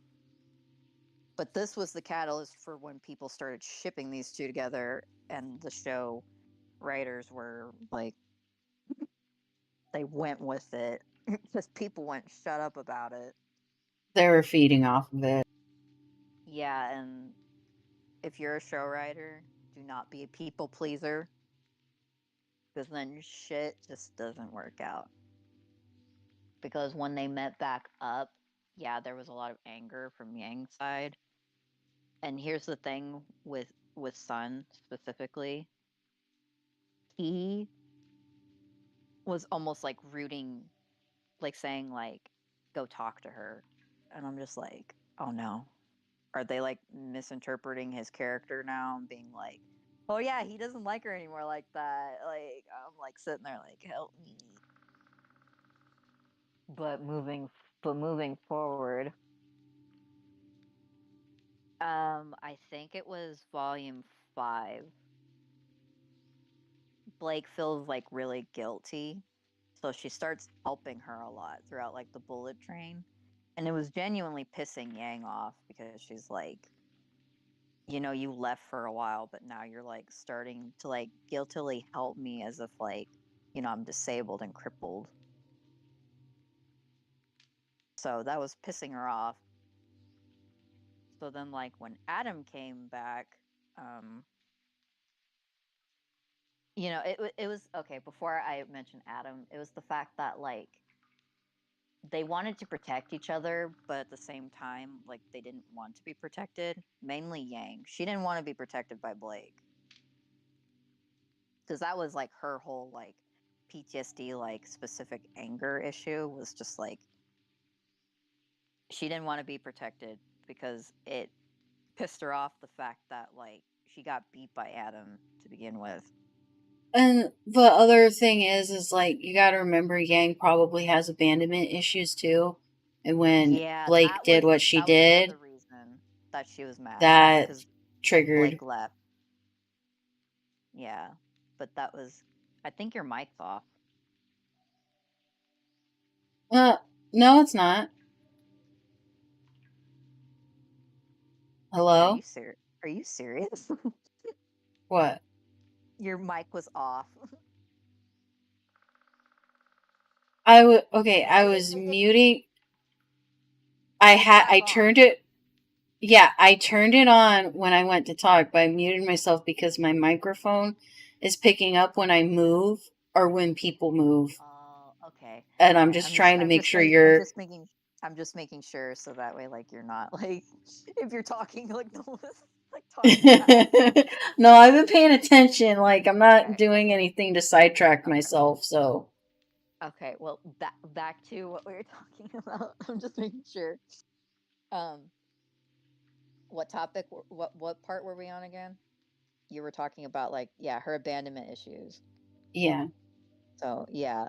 But people took that as like, oh, like Yang likes this girl and she abandoned her. And it's like, no, her friend.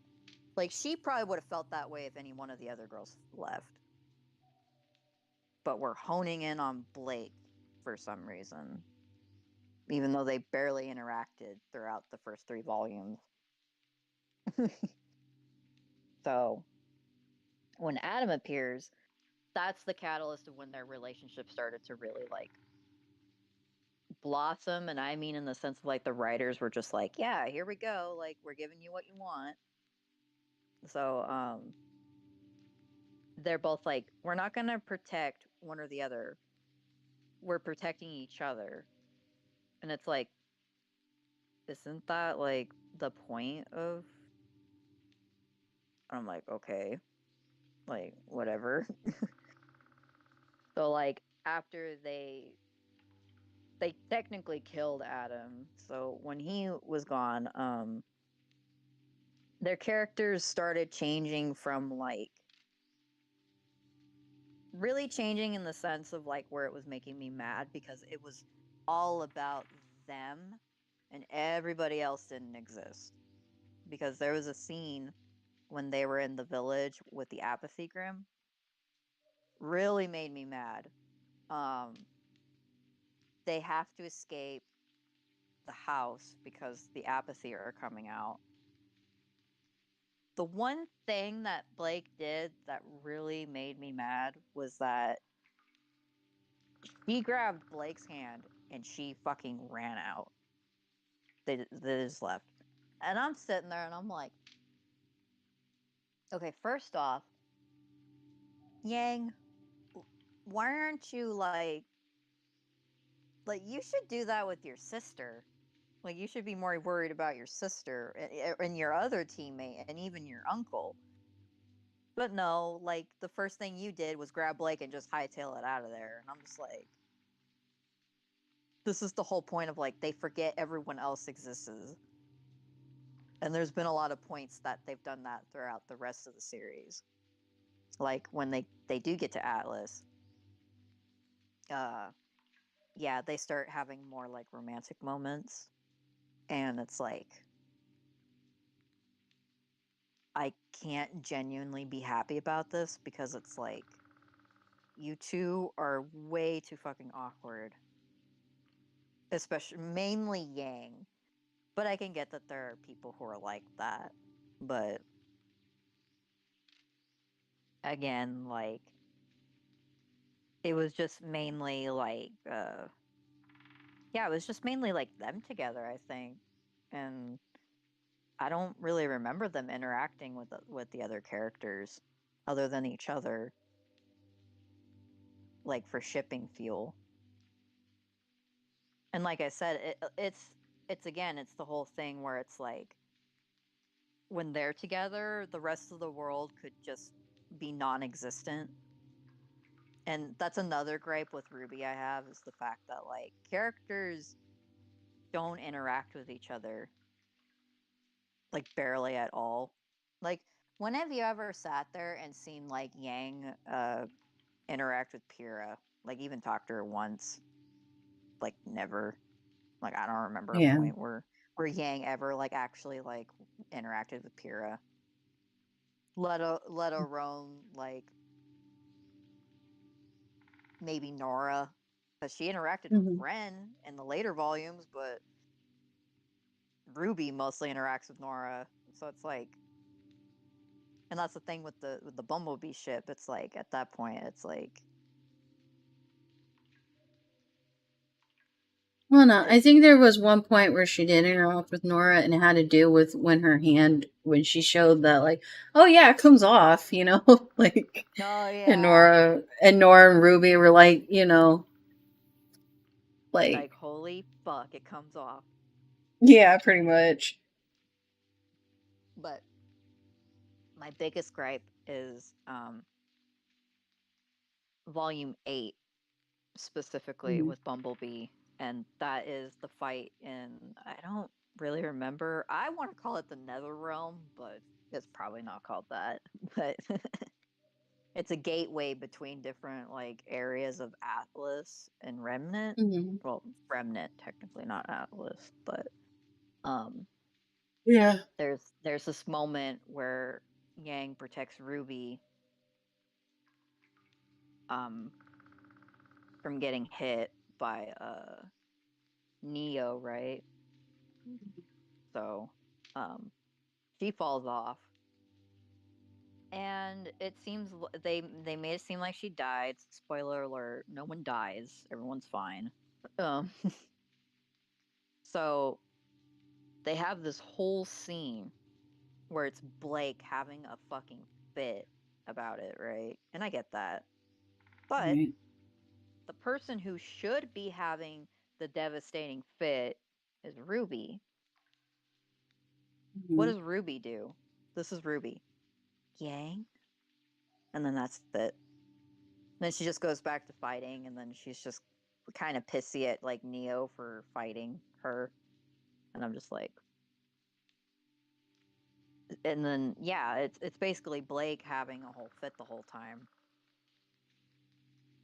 It's like the one who should be devastated is Ruby, Mm-hmm.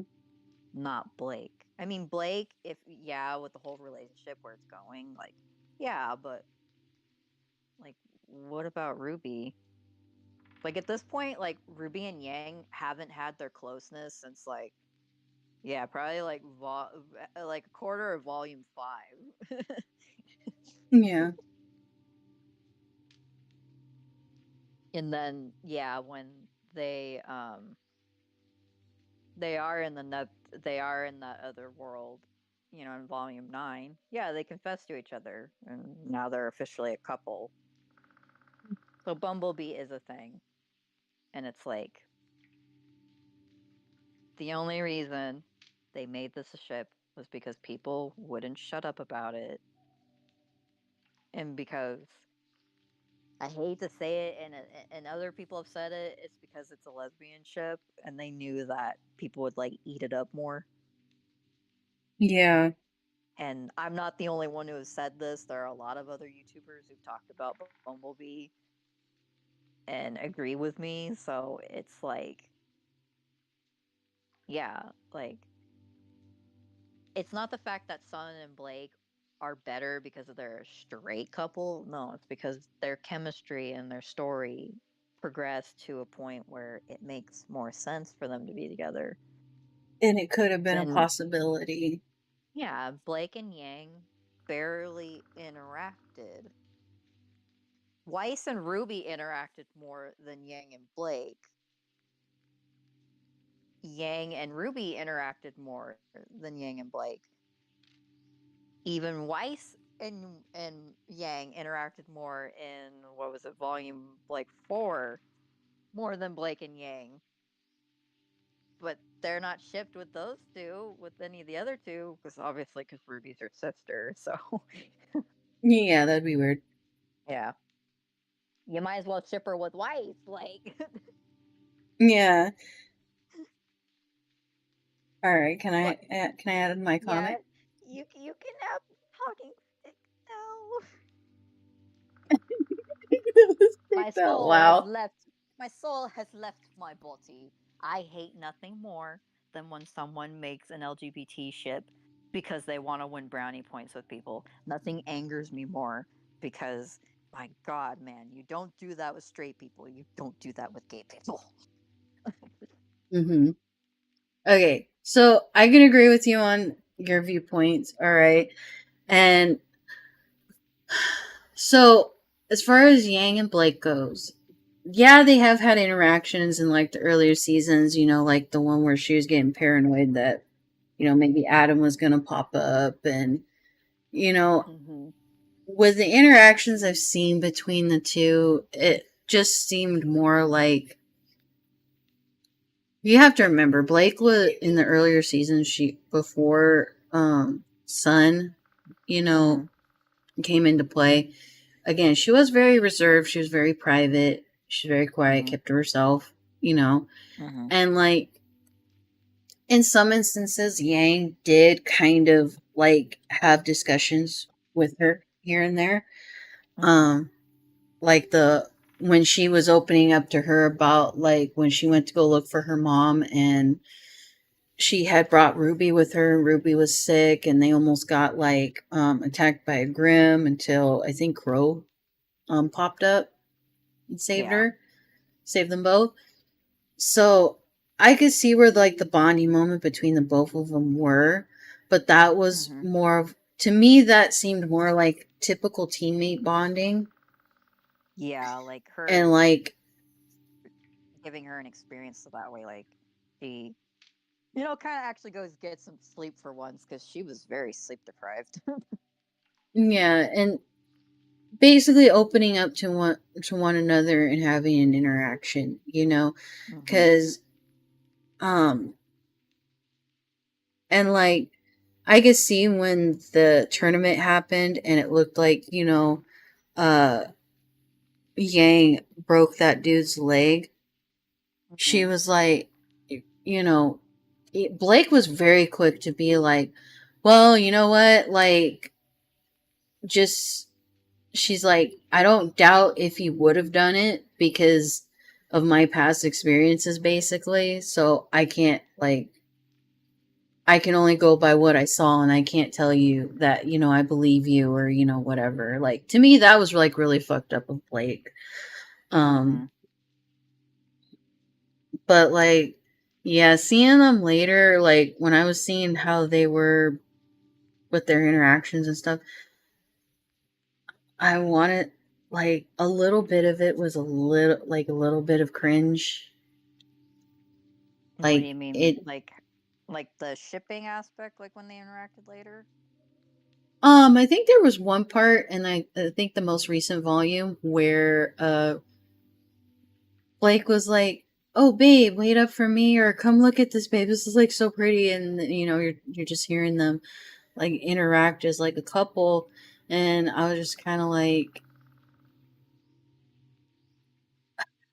okay, let me like kind of bring this back a little bit. I hear and I've heard this that basically when they started writing this out, Bumblebee was supposed to be a thing. It was supposed to be Endgame from the point that they started this series. From well, and That's a we'll say it's fucking here, lie. and we'll say it's hearsay. So to me, it's like if they were supposed to be Endgame, why didn't you guys integrate their story better? Why didn't you guys give them like More moments like together.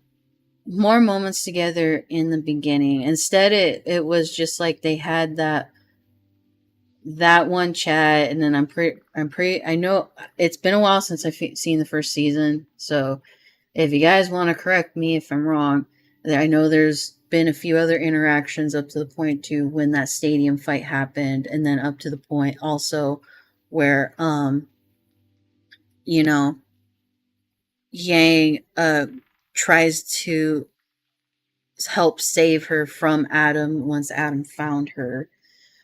Mm-hmm. Um it's just I could see it, but then at the same time I just can't because it just Well, here's I the thing. don't I Let don't me think there was enough to make it to where it was. let me tell you as far as the debunking of the whole thing of them being endgame and how it was planned from the beginning. I will quickly debunk this right now. Yang was a fucking afterthought because originally it was supposed to be red, white, and black. And that's why you see their colors implemented on each other. Mm-hmm. Monty created Yang afterwards. She was an afterthought, which is why she didn't have a lot when it came to the series. So them saying that Blake and Yang have been a thing since the very beginning is a fucking lie. That is downright a lie. Yang has always been an afterthought, and there's a lot of evidence to prove that, especially with the design elements. Yeah, because like when it comes to Yang, she doesn't have any of the colors implemented on her. The other girls have each other's colors on them, but not Yang. I think the only off color Yang had was like the purple and orange stockings in her, in her legs, the little ties. That's about it. Mm-hmm. But you never actively see red, black, or white on her. So, and you don't see I yellow mean, on any of unless the you other count the girls. white as the t-shirt that's like underneath all her stuff. Or no, it's Yeah. yellow, isn't it? No, it's if I remember, like her jacket's like a weird like brown color. Like she has more brown colors implemented into her. But yeah, like the other girls, even in future designs, the other girls don't have yellow in their designs. So like, yeah, Yang, even in future designs and from the very beginning, Yang's always been an afterthought. So, and you can also get that from the sense that she's never actively developed throughout the series, even from character design. She constantly keeps her hair the same, but that's Mm-hmm. also because she likes her hair long. But yeah, and she he thought that adding a fourth would make the team more complete. So yeah, she was added in. Mm-hmm. But them saying that, oh, Blake and Yang have always been endgame, that's not true because in volume 1, especially at all the beginning parts, they barely interacted. If anything, Ruby was the one who wanted to get to know Blake because, she liked reading. And Ruby was like, I like reading too, you know? And then Mm-hmm. with the whole Faunus thing, Weiss was trying to actually sit there and be like, "What's wrong, Blake? Like, you need to open up more." And then she ended up going over her, getting over her prejudice because, like, of Blake.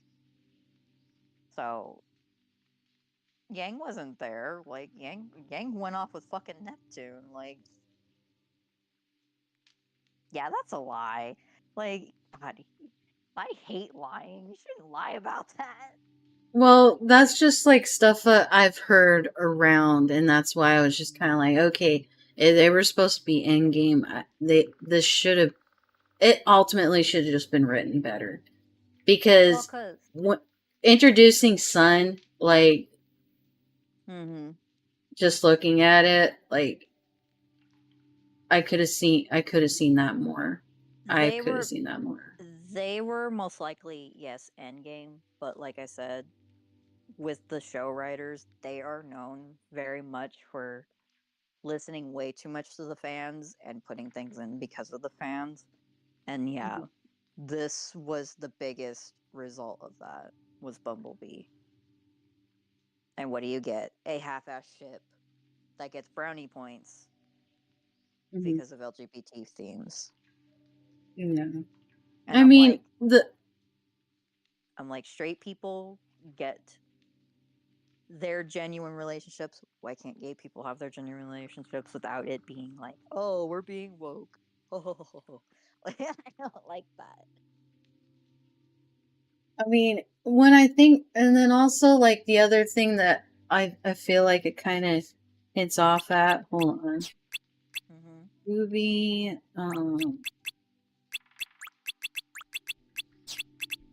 Can I also say, as a funny thing, that like there are people who genuinely ship Yang and Ruby?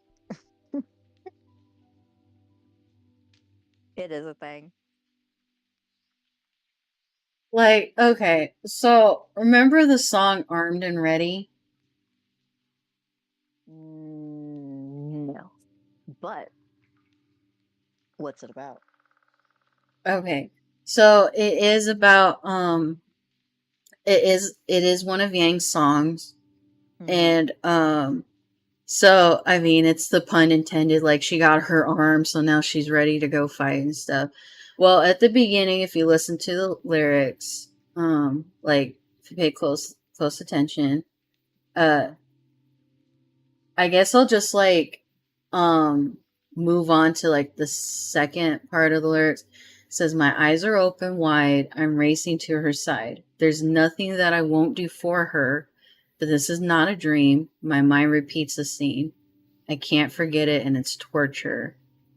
So the person that she's referring to there is when Blake was fighting Adam and she went to her side Mm-hmm. to go protect her.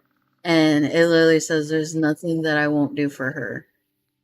And it Mm-hmm. was like, I guess that bit of a sentence was like their hint that like she Likes her. likes her. But Maybe then when you slightly. move, but I want to say just, well, because like,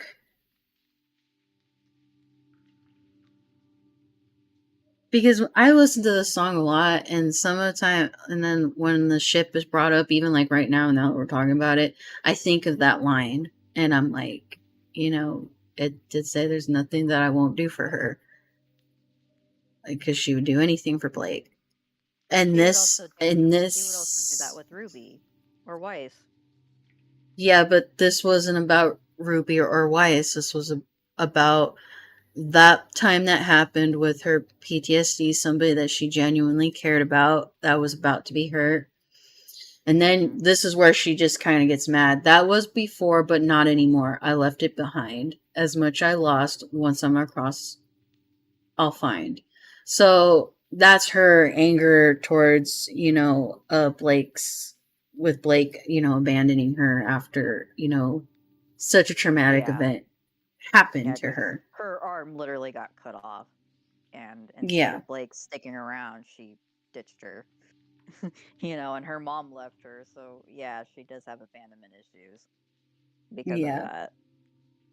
So I'm not trying to say like that one line says that Bumblebee is gonna happen, but it's like I don't know if they were just like putting hints in there to just kind of be like, oh well, we did put this, but it's like Yeah, but they're it specifying like doesn't. since the beginning they've been thinking of this, and it's like no, because like I said, Yang was an afterthought, and even canonly speaking from the episodes, they barely interacted.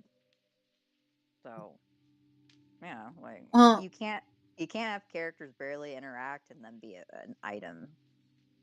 That's weird. Well, and then now that you're like mentioning that, now because I've always wondered and it's always like kind of confused me a little bit Mm-hmm. where like when they finally did the trailer for Yang when they were first introducing Ruby, um Mm-hmm. when you see her trailer, cuz everybody's trailers all had a song just pertaining to them explaining that little inkling, just that little taste of what their story's going to be. Mm-hmm. But with Yang's, when she's going into the club and stuff, the song is literally just a remix of the first four songs in her Really? trailer. Yeah, Really? in her Yeah, trailer. because I've And only it wasn't, heard red and white. Like that's the only songs I've heard.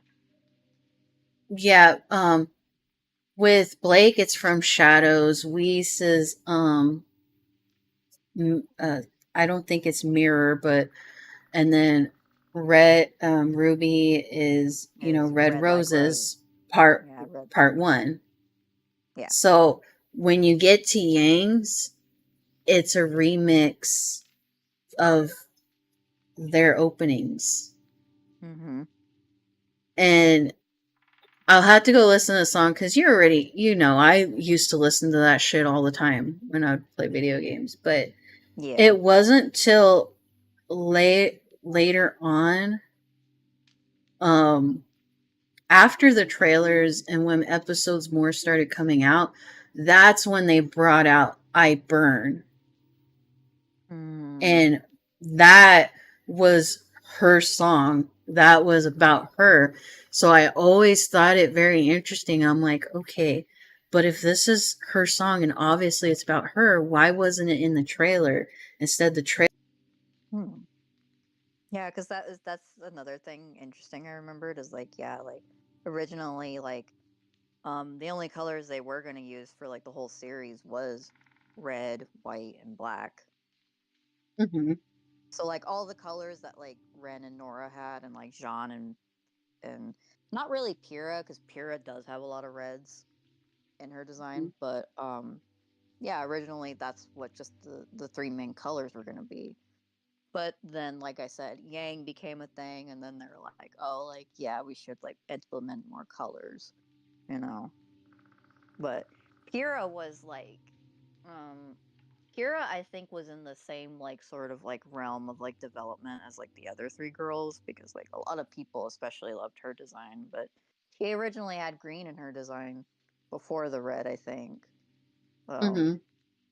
but that's what I'm saying. I'm like, Yang, the reason Yang doesn't have a lot going for her is that yeah, she was, an afterthought. She wasn't supposed to be a character, you know. It was just like, oh, like there should be four girls because it's a fuller team than three. So they added Yang. So, and then yeah, it makes sense as to why you was, because like I've never seen the yellow trailer, so it makes sense as to why you say now that her song was just a remix of the three other girls. Yeah. It's interesting when you think about it. So yeah, like Mm-hmm. them Because you, them saying that, or people saying that they were end game or beginning thought, no. 'cause you have to remember when you listen to the songs do tie in with the story and each character and what Yeah. they're feeling and expressing. So that's why, like, I've listened to a lot of the songs and mostly Yang's on repeat, and that's why I was like, that's why I said You introducing know, her song as a remix. It was like it didn't make sense to me. but that was the thing also with Yang, is like with Ruby, like her song is like, and her trailer was like, oh, like she lost her mother, you know. I always come back here, and then she's fighting the Grim. This is showing you like the type of monsters that are in this world and what she has to battle through. And then with Weiss, it's, you know, yearning and like royalty and high expectations, and hers is showing how she got her scar and like, stuff like that. And then with Blake, it's showing like with Adam, beastly shadows and stuff, and like where she came from, like, their backstory. Yang, yeah, it's just a club, like it doesn't show anything like about He's like, kind of she's kind of a mystery character, and I don't recall, like, she was basically, I know now it was her trying to get information about where her mother was. It's her mm-hmm, looking for her mother. But it was just like you basically just saw this mysterious badass character. And I don't know if maybe that's also what they're trying to play off of, is that like, oh, well, she's going to be a mystery because she was mm-hmm, kind of like a last minute character, and mm-hmm. you're going to be curious about her story if anything, as opposed to the other Yeah, three girls, you kind of understand a premise. what they're doing, but then again, it's like Yang is Ruby's sister, so you would She's think, Goldilocks, and then Ruby, Blake, and Weiss are the three bears. what? Why do you do this to me? It was just a random thought. I just thought of it right now because Uh, remember I said mm, the inspiration for her was was Goldilocks. Yeah, that's right. You're so weird. It's funny though. Random shit you think of. But yeah, that makes sense though, because like with Yang, it's like, yeah, okay, yeah, that makes sense. But yeah, the anyway, I guess if you want to go back to the ship, it's just, do you have more points on it? No, it's just like I said. If it could have been written out better, if that's how you wanted the end game to be, then fine. I would have been perfectly fine with that. I could have seen it. Like even with I said with earlier interactions, like it's like very minor that I can see it. I see it more with Sun and Blake, Mm-hmm. and but not as much with Yang and Blake. That's why I said it could have been written out better. I mean, it could have even been, I know that the episodes, moving forward, everybody went their separate ways and they were just trying to like I don't know, they had to have their own separate growth, but like a part of and I know, Yang obviously was like, okay, I'm gonna go look for Ruby. Like I'm ready to go. I'm prepared now. I have my arm, armed and ready, and I'm gonna go Mm-hmm. get Ruby. Another part of me was kind of like, they if they wanted to, I'm not saying that it would have been the best way to write it. Like, what if she would have tried to go find Yang and be like, hey, like, why did you leave?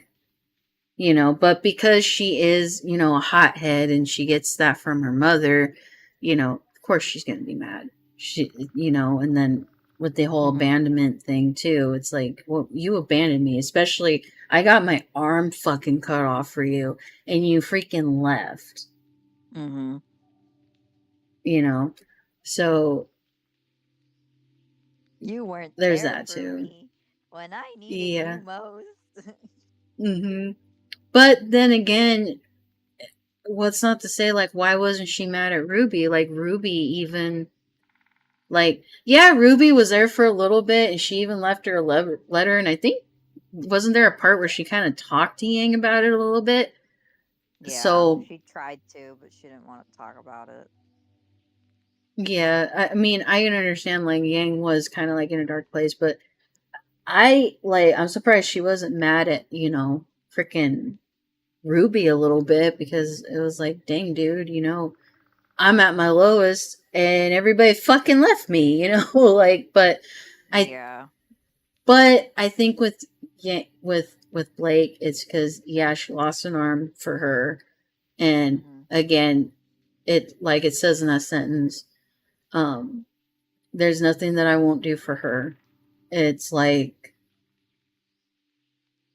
maybe there was a crush or, something that was like starting and yeah, it really obviously it really stung her and hurt her that she just left without an explanation, left without a letter, Mm-hmm. nothing, just she just left.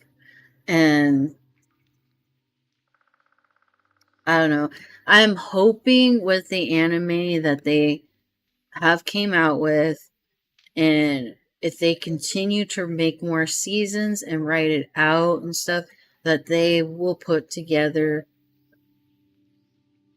a more constructive, no, more structured story that will make sense. And if they decide to make Blake and Yang Endgame like in the series, I hope that they write it out better. And that Yeah. it's just not They're like lesbians. They're on the lesbians. spot, you know? And then, but yeah, so that's those are my final thoughts with it. I know it wasn't really very much to add, but you know, Mm-hmm. it could have been better. It could have been better.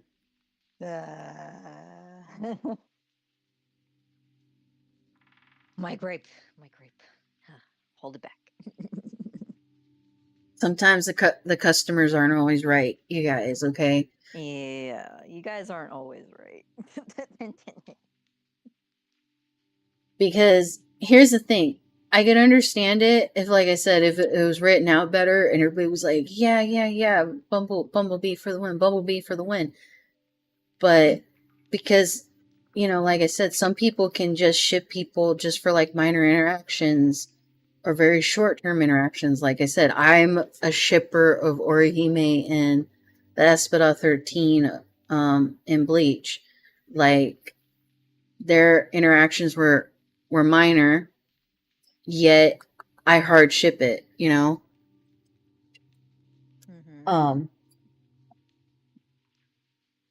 But it doesn't mean that I expect the creators to come back and be like, hey, we made a manga series or we rewrote this, and like, instead of Ishigo and Orihime having a child and stuff, obviously Ishigo dies, and guess what? Espada 13, somehow survived, or was he 14?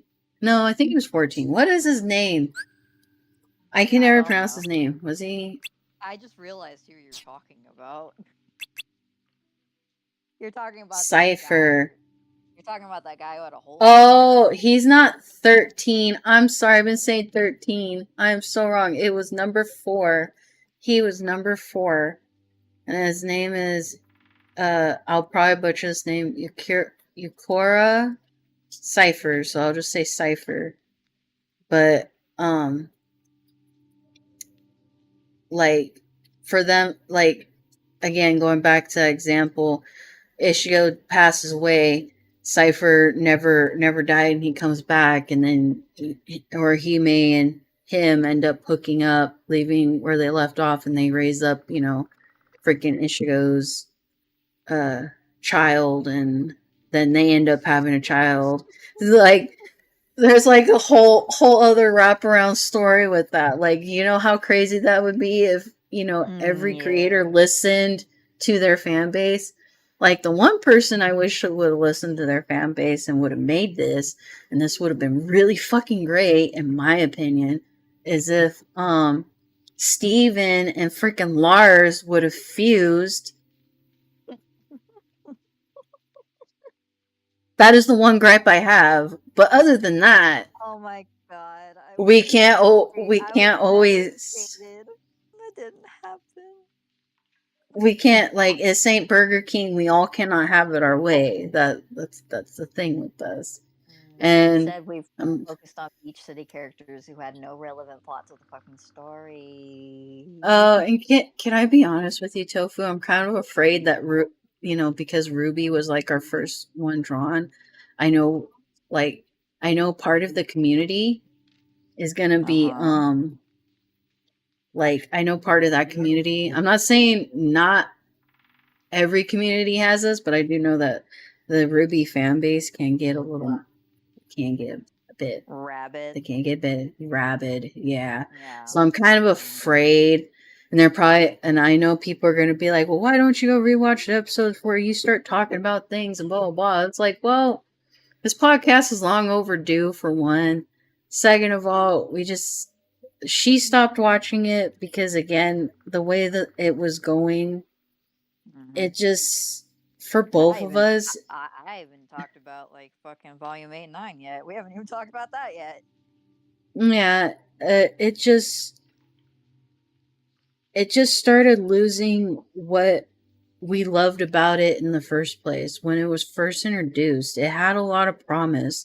There was a lot of fun. There was no ships going on yet, like, uh, other than the fandom. Ships can really ruin a fan base in a show. Like it can really ruin things. They're the most rabid in any community is the shippers. Yeah. I mean, if somebody told me my ship was shit, I'd be like, all right, that's your opinion. That's fine. I can go still fantasize about it. it's not gonna hurt me or make me lose any goddamn sleep. But there are some people that are just like, no, this is how it is. This is how it should be. They, or they could be like looking at that one line that I saw in the song and be like, this is what it said and this is what it has to be, and it's like, okay, that's fine. I'm happy for you, but No, it doesn't it have just to be, it honey, doesn't. boo. But it just doesn't. It. I'm sorry, just in my opinion, because you know everybody has an opinion. I was about to say the opinion line that our dad says.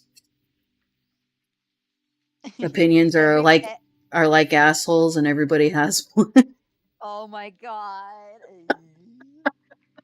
I forgot about So that. No wonder why it yes. repressed that memory. So I mean, it is what it is, but yeah. It is what it is. But But it I just what are hope you afraid nobody. what are you afraid was that what you were afraid to say, or Well, I was gonna say it, but then I'm like, you know what? I did put this as mature content. I can technically say it. So okay, well, I get say it, or did you already say it? I already said it. I didn't mute myself. Oh, you mean the butthole thing. The butthole Uh, thing, yeah. that's not that bad. Yeah, But people need it was the same thing I told you about back when we first did our first thing, about the Lance and Keith. mhm. Yeah, people kept forcing that, and the showrunners ended up not making it canon. They were like, they're never going to be canon. And then the ship we ended up getting was Allura and Lance, and in my opinion, that was kind of the same as Blake and Yang, but a bit different. They did have more interactions. It just wasn't a great ship. So, yeah. I mean, for argument's sake, some people might even say, "Well, you don't know if like where Yang and Blake, it could have been like a love at first sight thing, and they just never spoke on it, or like maybe there was like a Let minor crush or something." let But then it's like there's nothing to indicate that. yeah, but also let me say this based on the wonderful Garnet, love at first sight doesn't exist. You have to get to know someone first before you can fall in love. And also, I say this also too, from what I know, is that infatuation at first sight exists because you don't love that person. You're infatuated with them. Mm-hmm. Because loving someone means that you cannot be without them and that you love everything about them. You can't feel that when you first see someone because you barely know them. Probably be a serial killer. So, no, you're not in love with someone, you're infatuated with them. So, yeah. No, It's so, yeah, like, no. Yeah, nothing was indicated of love at first sight. And even so, that's a bullshit argument because that's not a fucking thing. hold on, pause for a minute.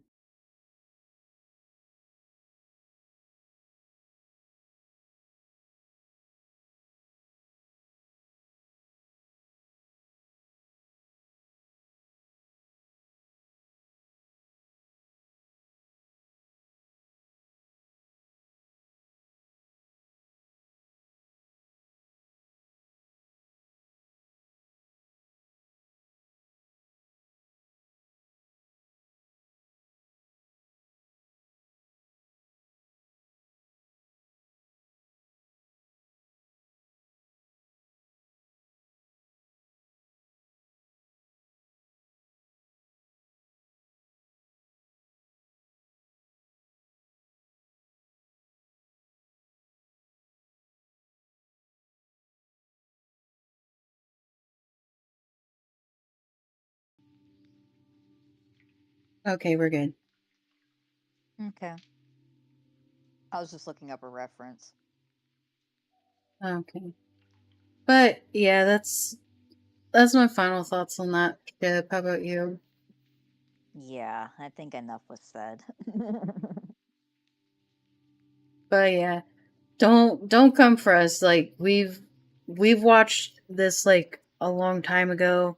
Yeah, we probably should have looked this up like a little bit more, but it's just according to memory's sake. This is just we think and opinions. If you have a constructive opinion and Mm-hmm. viewpoints from the show to differ from our argument, that's completely fine. But just don't come on here if anybody ever does look at this and be like, that's shit, you're shit, this, and that. How can you do this? How do you not like this? This makes total sense. He said it was endgame, blah, blah, blah, blah, blah. Just Yeah, because let's not do that.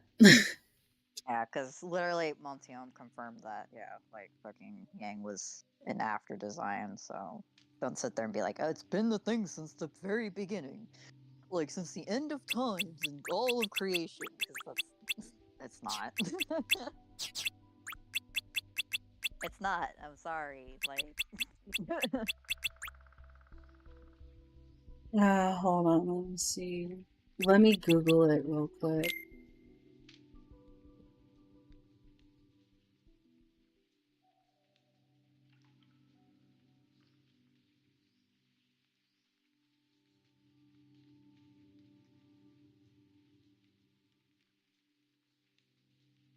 I have my face in the tablet to see what you're reading.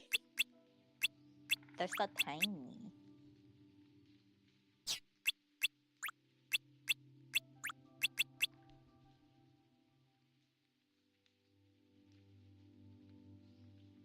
Okay. So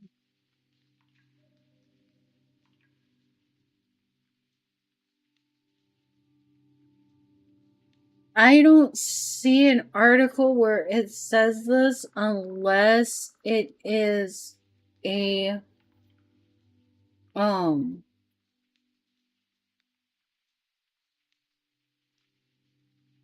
unless it was like a video interview. I only see Mm-hmm. like Reddit posts where it says apparently Bumblebee was planned for 10 years. Hmm.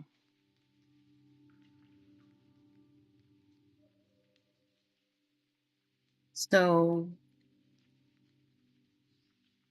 I'd have to further look into that statement. There's even like one video from like 2019 that what on YouTube that says, "What was Monty Oom's vision for RWBY?" So, and then there is a video which is from After Buzz TV that says "RWBY After Show with Monty Oom Volume 2, Chapters 1 and 2." Oh, and the other one that I mentioned was from Hypeathon or Hypeathon or something like that. Mm-hmm. So yeah, because I even typed in exactly, did Monty Oom add Yang last minute?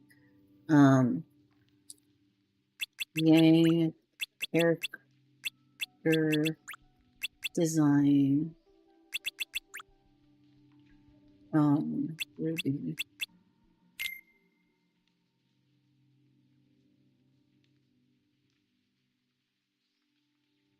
Okay, so I see somebody saying the problem with Yang's design and Team Ruby as a whole color theory. And this is on Reddit on Ruby Critics. So let me go ahead and show this real quick because why not? Mm-hmm. Oh yeah, if I remember someone, I think it was either Twin Inks or her sister. Like, yeah, I think that's where I heard the whole thing about like Yang being last minute because she was doing like a whole design review type thing video. I wouldn't even know how to set this up, guys. I mean, hopefully it looks bigger without like cutting off Tofu's head over here. Cut off my face if it'll help with the evidence. Hello, I'm here to annoy.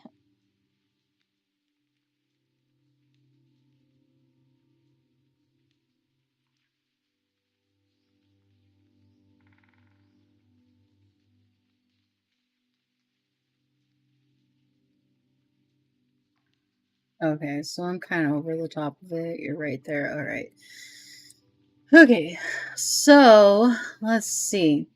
The problem with Yang's design and Team RWBY as a whole and color theory.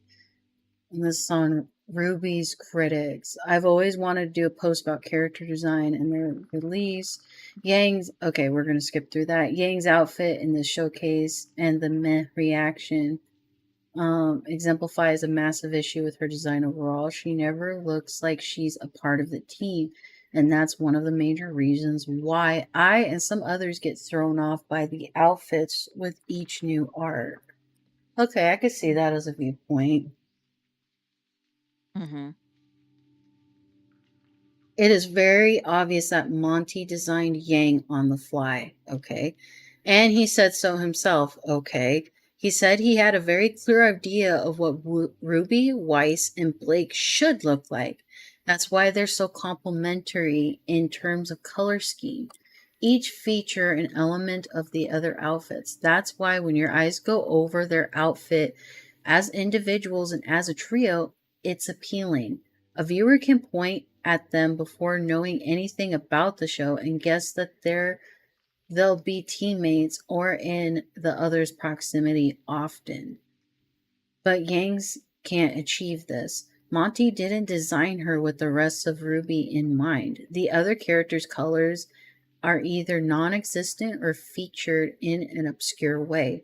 When they do feature, the brown dominates so heavily that it overshadows them and ends up not being very complementary. This was worsened when the design transitioned to animation because all her tans became pure brown. Then with V4, the they did away with the white sash and now she has no connection to Weiss. This wouldn't have been such an issue if Ruby, Weiss, and Blake had more yellow gold accents in their clothing design, but they don't. They never do.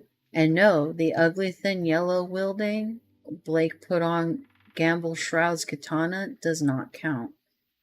Let's see, who's this from? Posted by Grand Empress Vicky 1. Okay, so that does definitely solidify what you were saying. Is that Mm-hmm. yeah, she was an afterthought in design. She was last minute, she was not thought out. Mm-hmm. Yeah, because like, From go ahead. nah, it's just like I'm saying, like as far as like her colors go, like yeah, it's been a common thing with RWBY when it comes to like traditional or digital, because Monty did do traditional, but when it comes to Mm-hmm. the whole 2D to 3D, yeah, like colors can get like changed from the 3D aspect, and I don't know why, but yeah, like with Yang, um yeah, even in later designs they could have put yellow into their designs, but they never did. Like for the three girls, they always constantly have like their colors, but Blake ends up getting like the most heat because like she ends up just having a lot of white at in later designs, and it's like Mm-hmm. she's the symbol and the character of black, not white, not purple, black. Like Mm-hmm. you need to stop putting her in white. Like her accent color isn't black. Her accent color was technically white. So Yeah. they Blake has also been succumbed to that. So yeah, there's that. Okay, let me further read this. From a character and writing standpoint, the writers implied that Yang was basically Ruby's second mother after Summer died, or at least someone Ruby was incredibly attached to outside of Crow. Why would she be so attached to Crow when she has her own dad at home? Mm-hmm. I find that suspicious. Anyway, I'm just kidding. Yet not a single speck of yellow on her. It Yeah. just makes that me want to theorize more that Crow's her actual dad. Uh, Mm-hmm. the obvious should be between Yang and Blake. They're clearly going to be endgame at this point, but their designs don't complement each other to show that. Blake wears more and more white as the show goes on, and ironically, the use of darker colors, black in particular, has increased on Yang's clothing. A very interesting commentary on their relationship through clothing and colors, but I doubt that was the intent. Weiss and Yang have no bond. They've spent around 20 minutes near each other in this 9 hour plus series, but Team RWBY is supposed to be found family for Weiss, and Yang is supposedly the mother figure of the group, making BB a little weird, but that's what the writers say. Why doesn't Weiss wear something reflective of that bond? She already incorporates red and black into her outfits, but she has yet to have any yellow in them. These people are not just a team, they're supposed to be family. One of the bonds being literal. They've been through a lot of shit together and would die for each other. Two of them are in love with each other, and the rest are best friends. Why is this not reflected in the design? Yang is always the odd one out. Her V7 outfit incorporates colors of Weiss and Blake, but she never wears red. They never wear her color. Why?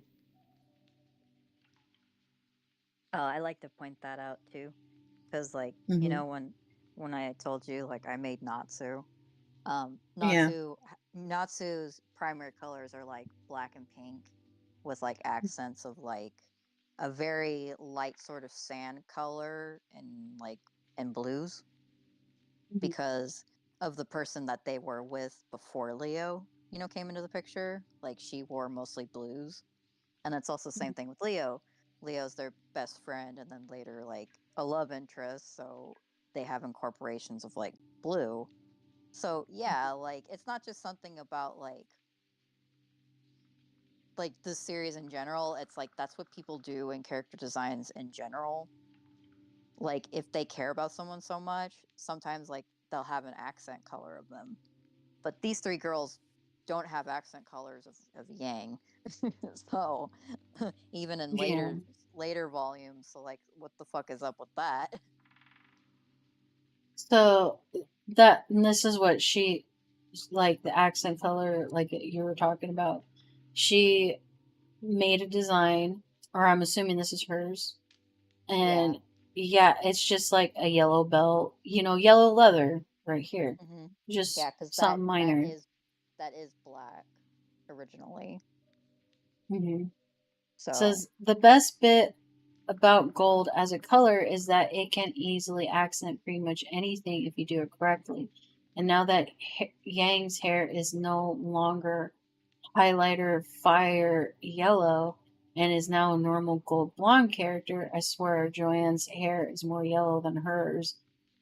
Or June, sorry. I mean It's John. even easier, John, there you go. Yeah, It's even Jean. easier to incorporate it. So Ruby Rose, see, even the bottom of her shoes have a little bit of yellow.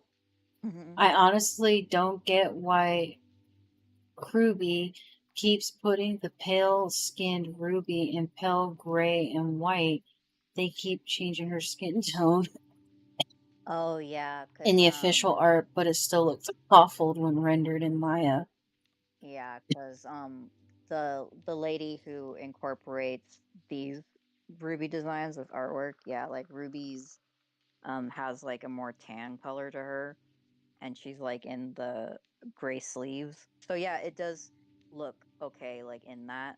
But when it comes to the Maya engine, she's like pale as shit. So then like that gray blends into her skin tone. So yeah, I get that. Well, and I'm looking at Blake's character right now. If they would have Mhm. added the yellow, this would have been so Kingdom Hearts looking. This would have been really cool. Like Yeah, cause this like reminds me of a total Kingdom Hearts outfit. Kingdom Hearts has like blacks, yellows, and like blues and reds and whites. Like that's like their main color scheme. Purples. Yeah, Yeah. that's a freaking like I don't know why they keep adding purple to her design. She's fucking black, not purple. No one has purple on the team. Yeah, I know. The design is still shit. Gives Tetsuya Nomura a run for his money. Even his most zipper heavy ones look good, but at least the color theory is on point.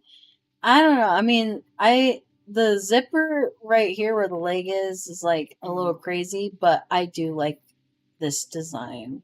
That's another complaint about RWBY is like they're like they put too many zippers and belts all over the place, and I'm like, I don't think you've ever played Kingdom Hearts before, because like that's literally what their designs are. Mm-hmm. Here's Vice. Best girl with the best outfit. Okay, see, yeah, I could see that. It could have been white and then had like a gold accent with like black under. Where's the red though? I don't know. Could put it like made a red scarf or a red bow. I mean, Did Blake have red? I see it right here on the. Yeah, but I don't think a weapon counts though. That's true. I mean, but okay, hold on. Gold is one of those colors that make things pop. You know, why not utilize it? A yang recoloring. Okay, yeah, see, yeah, this sort of made sense. She's recolored, so she has the black, she has the red bandana, she has another red bandana, she has the white. Yeah, instead of the random purple and orange for some reason that she has. Yeah, this is very complimentary. Not only does yellow feature more in this recoloring, but the colors of the other team members feature more dominantly too. It's a very easy fix going forward, and I hope the RWBY understands that going forward, if if not, could they at least give some texturing to the clothing? How could Poser, the inferior software, still make fabric and leather look distinct while Maya, the engine that Star Wars The Clone Wars uses, make everything look like Play-Doh? And then here's all the comments. Not gonna Or lie, like Yang rubber. definitely needs the other colors from her team. Yeah. Like Gumby. Sorry. Yeah. Um, let's see. However, yellow really doesn't complement her team, with the exception of Wise. It's funny though, because the Grim used all of Ruby's colors. If I didn't know better, I would say this is proof that Trinities are better than cycles. Hmm. Update design by I would argue Yang's Volume 1 outfit could use a little tweaking. Um, weirdly, yeah, Yang has always weirdly stood out color wise. And then there's like more here. Make me think if Yang was even supposed to be part of the team. Maybe they'll retcon that out along with her being Ruby's sister eventually. Ooh. She's more at home among team or CVFY. I don't know if that's coffee than anyone else. And Farah, speaking of Juniper, doesn't follow any consistent color schemes either, or synchronized colors amongst each other either, unless you squint. They share some common colors, but not to the same detail as a true RWBY. Well, they're side characters, so I can only assume that as Monte continued to create more of the other characters, you Yeah, because know. again, he abandoned the idea of like just the three primary colors. So. Well, because like you could tell that he put a lot into Ruby, Blake, and Weiss. Hmm. Okay, so I'm not saying I do like Yang's my favorite character. Okay, we're gonna get that point straight across. Okay, Hmm. aside from Crow, I do like her designs. But, seeing all this other stuff and then even seeing the like understanding the coloring and how they're all supposed to be complementary to each other to show like that they're a team. I Mhm. do see that. I do see like, yeah, they could have did that better. Like this recoloring and stuff and her outfit, I really do like. This Mhm. actually looks like she is a part of the team. And it fits a lot better than the brown. Yeah. Because it just looked like they were going through gradients. Like, okay, we have yellow, we add black, we go brown. We add some more black, we get a darker brown. We make Mhm. if we put white on yellow, we make a very highlighter yellow. So it just kind of seems like they went with a gradient with her than opposed to just Mhm. adding the complementary colors of the first three. Well, because her design would have made more sense if like these characters like kind of did their own color scheme, like how Team Juniper did. Like they all have Hmm. their own color scheme, but like no, it's like with RWBY, it was specifically the team that he made was, you know, the three girls match, but not the last one.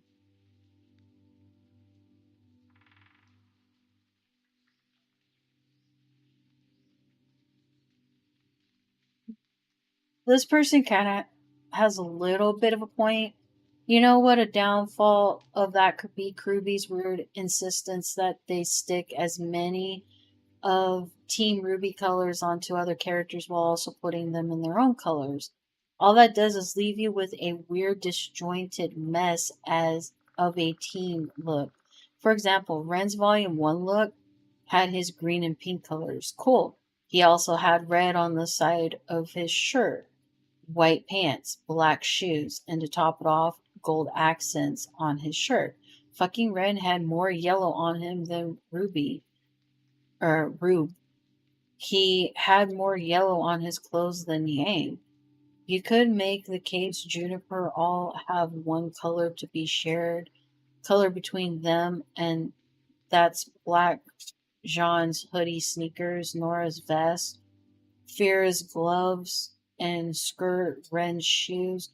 But that really just got fumbled in execution since the color black doesn't pop or draw your eyes. It took the death of Farah for Junior to actually noticeably incorporate red into their Volume 4 looks. But even then, Nora's red was barely noticeable since it was on the inside of her hoodie. And by Volume 7, Ren and Nora ditched the red, so fuck Farah, I guess. Juniper's entire lack of connection could have definitely just been offset if Ruby didn't try to force at least some of the red, white, black, and yellow colors on everyone relevant to the plot. But I also wanted to mention that I don't really have a problem with Nora, Fira, and Ren's designs, not all matching in aesthetic despite all being from Mistral. I've always kind of seen Anemia as like the Eurasia continent and different cultures, people would exist in different areas depending on where you are. So those three not matching one vibe isn't a big issue for me. I mean, SSSN and ABRN didn't really match all that well either. Maybe not the best comparison when seven of those examples are background characters, but whatever.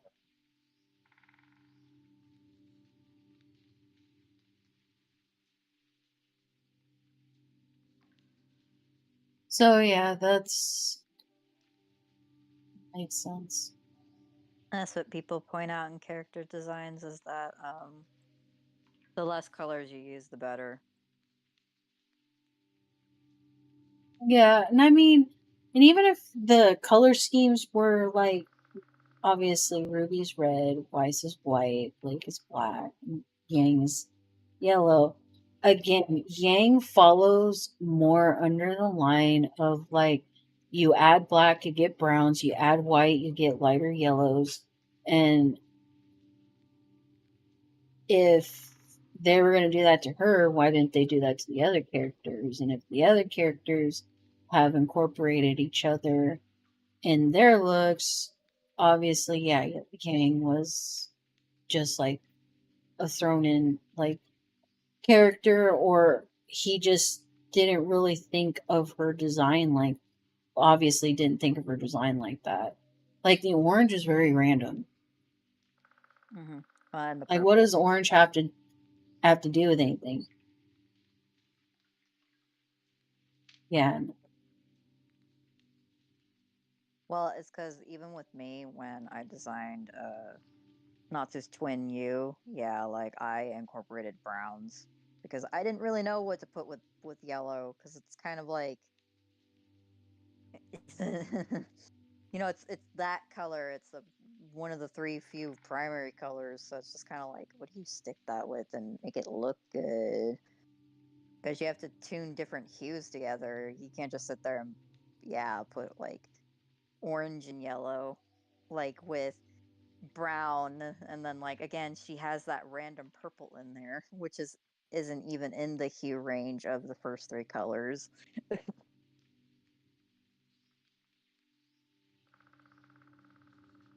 So, um, but that's the thing, like in later volumes, like we obviously go from like their primary colors end up becoming secondary colors because like yeah, like Blake barely has black now, and like Weiss's like jacket is so blue that you just stare at it way more than her white dress.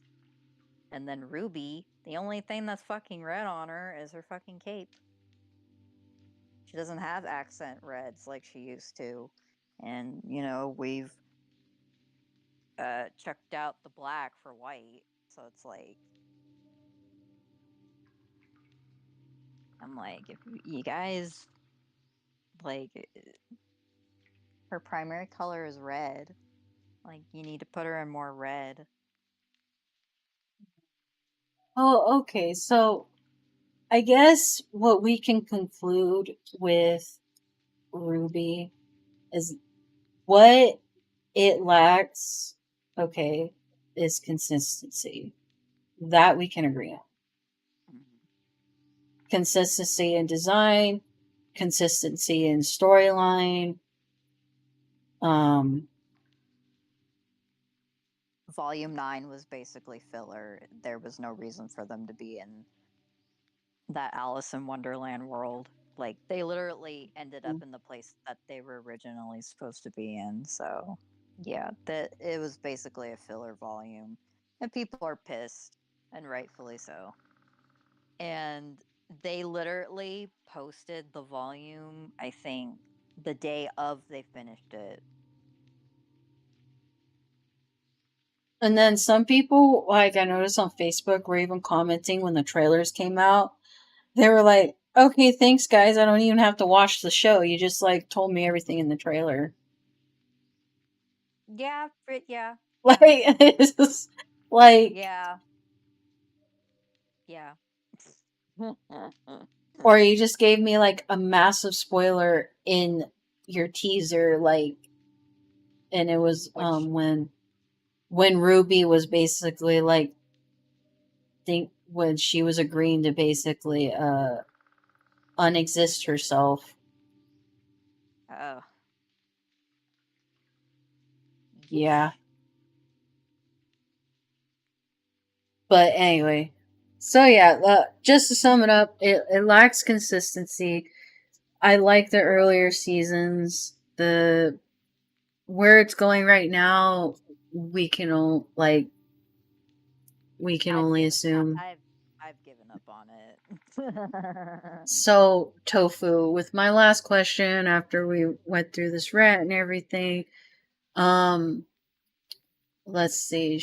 How should we do this rating? Should we do a 1 out of 5 or a 1 out of 10 when we rate these shows?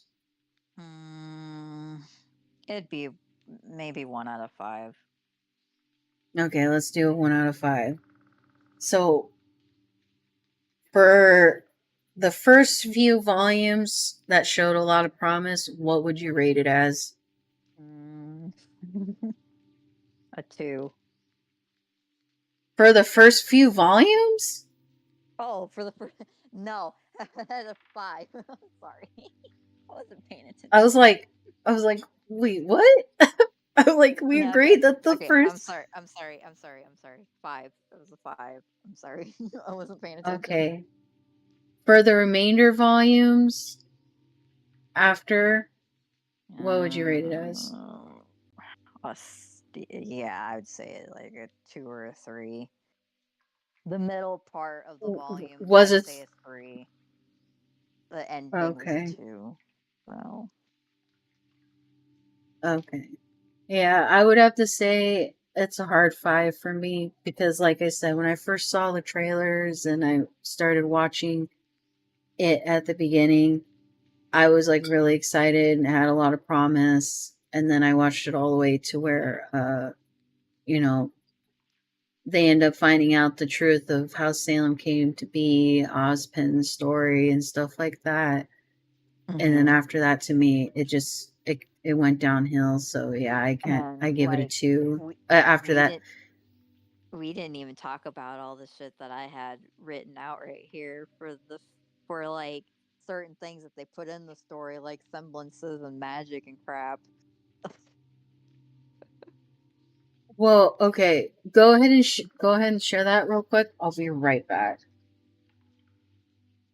Where are you to going? share it. Oh, okay. I guess I have the floor. So let's see. I have some stuff like written down. So let's see. Um, auras. If I remember correctly, like auras are just pretty much like it's kind of like a force field. And from my understanding, like specifically like Yang's was supposed to be like really strong, but during like the last fight of like volume 8, it was broken so easily. So I'm just kind of like, what's the point of having an aura if for some people like it's really strong, but then like for others it's not. But then like you retcon that for like a dramatic scene. I really don't get why. So I think I wrote down some notes that said like Ruby's aura is not as good as protecting her, unlike her sister Yang's. And then Weiss's aura heals like plagues. So I guess that was just a few stuff that like I put in. Oh, and then there was like the racism in Ruby with like the faunuses and like the people. I saw a lot of videos where like the racism was like written poorly, which it was because like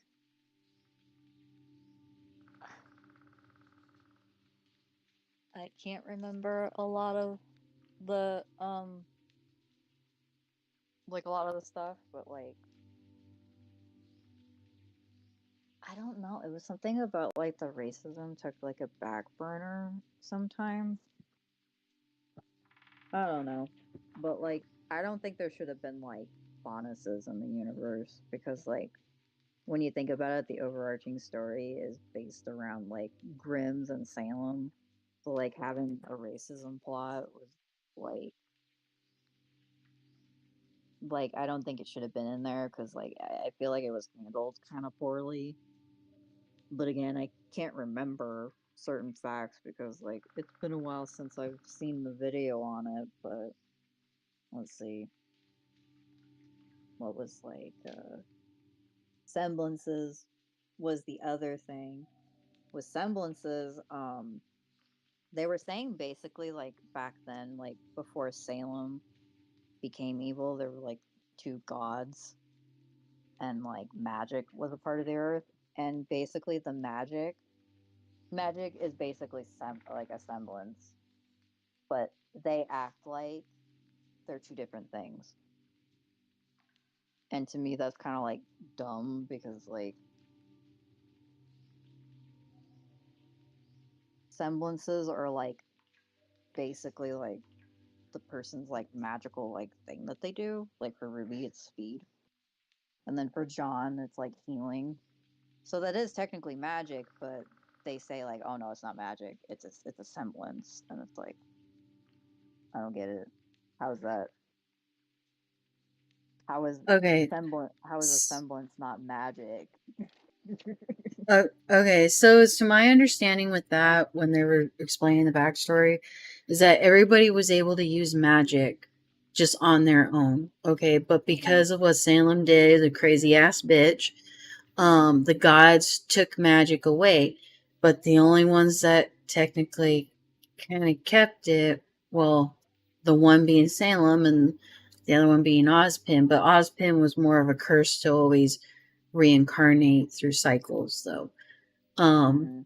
so anyway, once that was taken away, then they ended up finding crystals where it contained some semblance in it. So it was basically like through alchemy and other stuff that they were able to use it again, but they can't use it like in the old times where it was just a natural thing for them.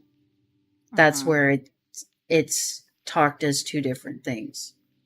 Mm. So shiny rock, protect D, as opposed to back then I can go, ooh, boom shield, you know? Oh, yeah, because like it's confusing to me. And then there's the fact that like the maidens and the relics, like they're adding too much things to the story. Like, oh, the four relics. Everything. There's genies in them. And then, oh, there's the maidens. There's maiden powers. And oh, not everyone who has a maiden power is correlating with said season because like Penny ended up getting the uh the winter the winter maiden powers and it's like Penny does not have any sort of like power color scheme with like winter is like what, and then they're like, oh, the girls, like they're hinting at wink wink like the girls might get like the powers, but then they're saying like no, they're not going to get the powers, and I'm like, Well, you got to remember that the maidens were in correlation to Salem and Ozpin's children, and that they no, were born I'm with the. I know I'm trying to explain it. Though. So I get where the whole like, oh, it doesn't go according to like the seasons and stuff, but like the whole maiden and artifact, passing down, it was in resemblance to, it had to do with the children.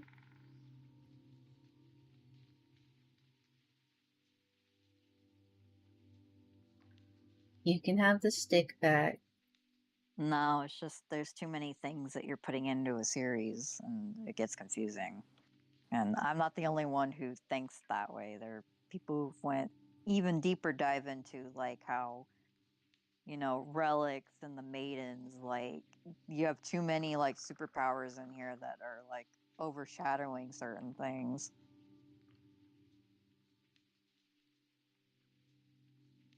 Hmm. Yeah, I get what you're saying, but I was just saying from what I understood, this is what this was. And that is what I can recollect.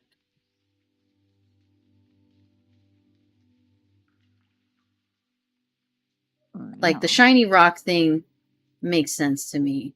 Yeah, the maidens, according to like the seasons, yeah, what you said does make sense to me, where it's not really, they're not really incorporated according to the seasons like they said they were. Mm-hmm.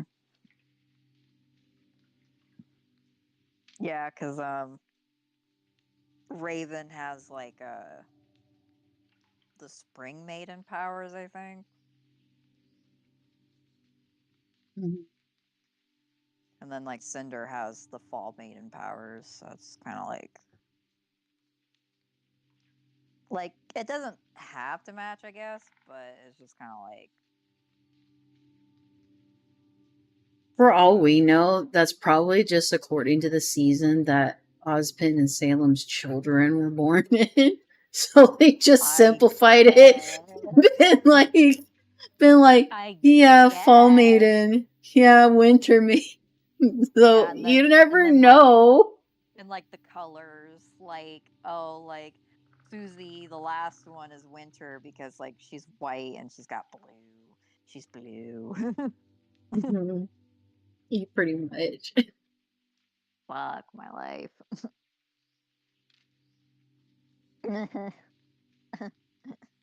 Oh, uh, Which reminds me, didn't Salem hunt down her own kids? And yeah, she killed them before like Ozpin like came in. So yeah, she killed her kids. oh god, I was like thinking, I was like, wait a minute, wasn't there that like dark, very Well, that's very the very thing. dark moment? That was the thing. He was gonna take the kids and fucking run, but like, yeah, she killed them. Like she couldn't just be content with how things were. Like I don't understand. No, she was really fucking like pissy about what the gods did, especially to her. I It's mean, you like, got your man back. You have kids with the man. Like you got what you wanted. That was originally what you went to the gods for. And mm-hmm. then you had to go batshit crazy and be like, "No, I gotta get my revenge." It's like, dude. Like the gods left because they were tired of everyone's bullshit. Like they're not coming back. Yeah, and you were the one that started that bullshit. Like Mm-hmm. because Ozpin died. Like my god. You couldn't let him go. And then when he was gonna up and leave with your kids, you freaking started offing people. Like you're off the kids. And you off the kids. The kids are gone. The kids are dead. And then you went off to him, and then he comes back, and he has to keep reliving the whole fucking trauma. Over and over and over and over. God, fucking sucks. Hmm. I think in one of his lives he even became an alcoholic. Like, Yeah. imagine if that guy that he was possessing didn't like alcohol. Oh God, yeah. And then he ends up like drinking it a lot. Like, I was like, oh god. Like, imagine that guy's just like fucking like. And they don't even like. That's the thing, though. Like, how is it? How is it even determined that he's gonna be in another person's body? Is it just at random? Is it have to do with like lineage or something? Like, that's another plot hole right No, there. no idea. Does he just does he just go around and be like, "Oh yeah, that's a good host." Like It's just very random, apparently. I guess Because like like the all gods were just like, "Let's be fucked up." He just goes where the fuck ever. yeah, because they were just like, you won't be alone, you'll be with someone. But it's like, how is he? He's still technically alone because that person that he's He takes in the over their host. mind. Yeah, like they're no longer in existence. That's why Oscar is just kind of like frozen out because it's like, yeah, he's not gonna be a thing Exist anymore. anymore.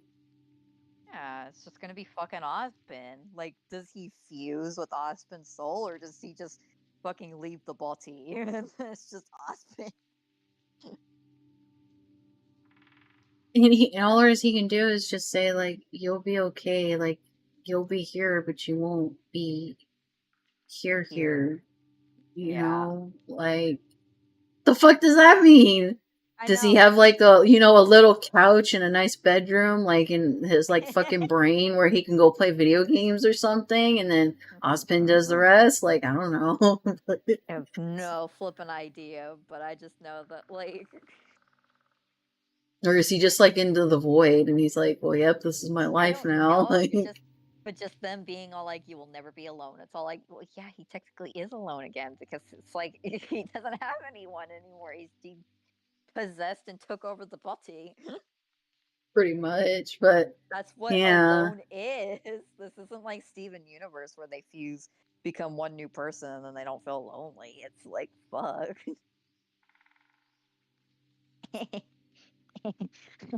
Is there any other things you are confused about? Um, no, I guess not. You know, it just further proves my theory that that if Yang was inspired by Goldilocks and Ruby, Weiss, and Blake are like the three bears, that would make sense why the colors don't correlate. To her. And she's the odd one out. Oh my god, that's the reason he made her Goldilocks. Yeah. Wow. I just figured it out. Freaking Ruby's too soft. Weiss is too hard. Blake was just right. I want to kill myself.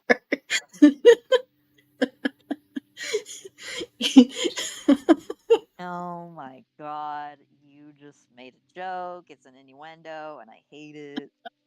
Literally, I'm going to jump off the roof. It was perfect. You know I it's hate true. you. I legitimately hate you. Okay. And it's technically warm and cold. It's stupid. Well, yeah, but that would have made sense because Yang is the hot one. No, it would have Ru- been Ruby was too hot, Weiss was too cold, Blake was just right. well, regardless, I was talking about the beds. What were you thinking? It's so ass. I mean, ew. No, because that's what I'm saying. Like, because because I'm saying in the story, like when you're talking about it being too soft, too hard, just right, I was talking about the beds. So I wasn't really talking about Oh. like their temperature because honestly, yeah, Weiss, she's a hard ass. Ruby Mm-hmm. is like the soft, sensitive, optimistic type. Weiss, like coming out of her, not Weiss, Blake coming out of her shell a little bit, but yet being reserved and stuff like that is just right. Hmm. She's a little bit of both. The shit I put up with. You know you love me. Of course I do.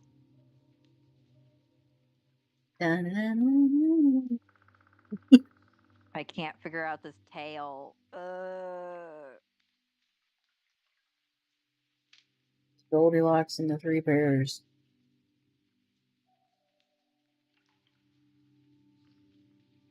Yep, Well, yep, yep, yep. all right. So you think this is a wrap? There's I nothing else to add. no, not really. Okay. Now I just want to rant about Miraculous Ladybug because fuck now you're igniting a fucking like hatred fire. Well, we're gonna have to save that for another episode because this is a 3 hour long stream already, and it's midnight. And I have to pee really bad. You just said that on stream. So I anyway, it's fine. Everyone pees. I guess next Sunday we'll do the wheel again, and that'll be our next topic. Yeah. All right. So All right. RWBY, first few volumes, 5 stars. The remainder had low stars. It was low ball. Very low stars. Wasn't that great? Yeah. Hopefully the anime will do RWBY justice. We're hoping, but That's if they that's all we can do continue is it. hope. Yeah, that's if they continue it. But thank you guys for joining us. This is for our first podcast. We will try to do this every Sunday. Mm-hmm. Well, And if you want to do it like a power feature another night, and because we can't just rant like every day, every Sunday until like we run out. yeah, I mean, we could do that. But this is a 3 hour long one. So, I mean, We can rant about Miraculous tomorrow. Tomorrow I'm busy, girl. What do you mean you're busy? You already know my schedule. You're not busy at night. Video games. Damn it. All right. So, Ooh. thank you guys for joining us. Ugh. And we'll catch you next time. Bye.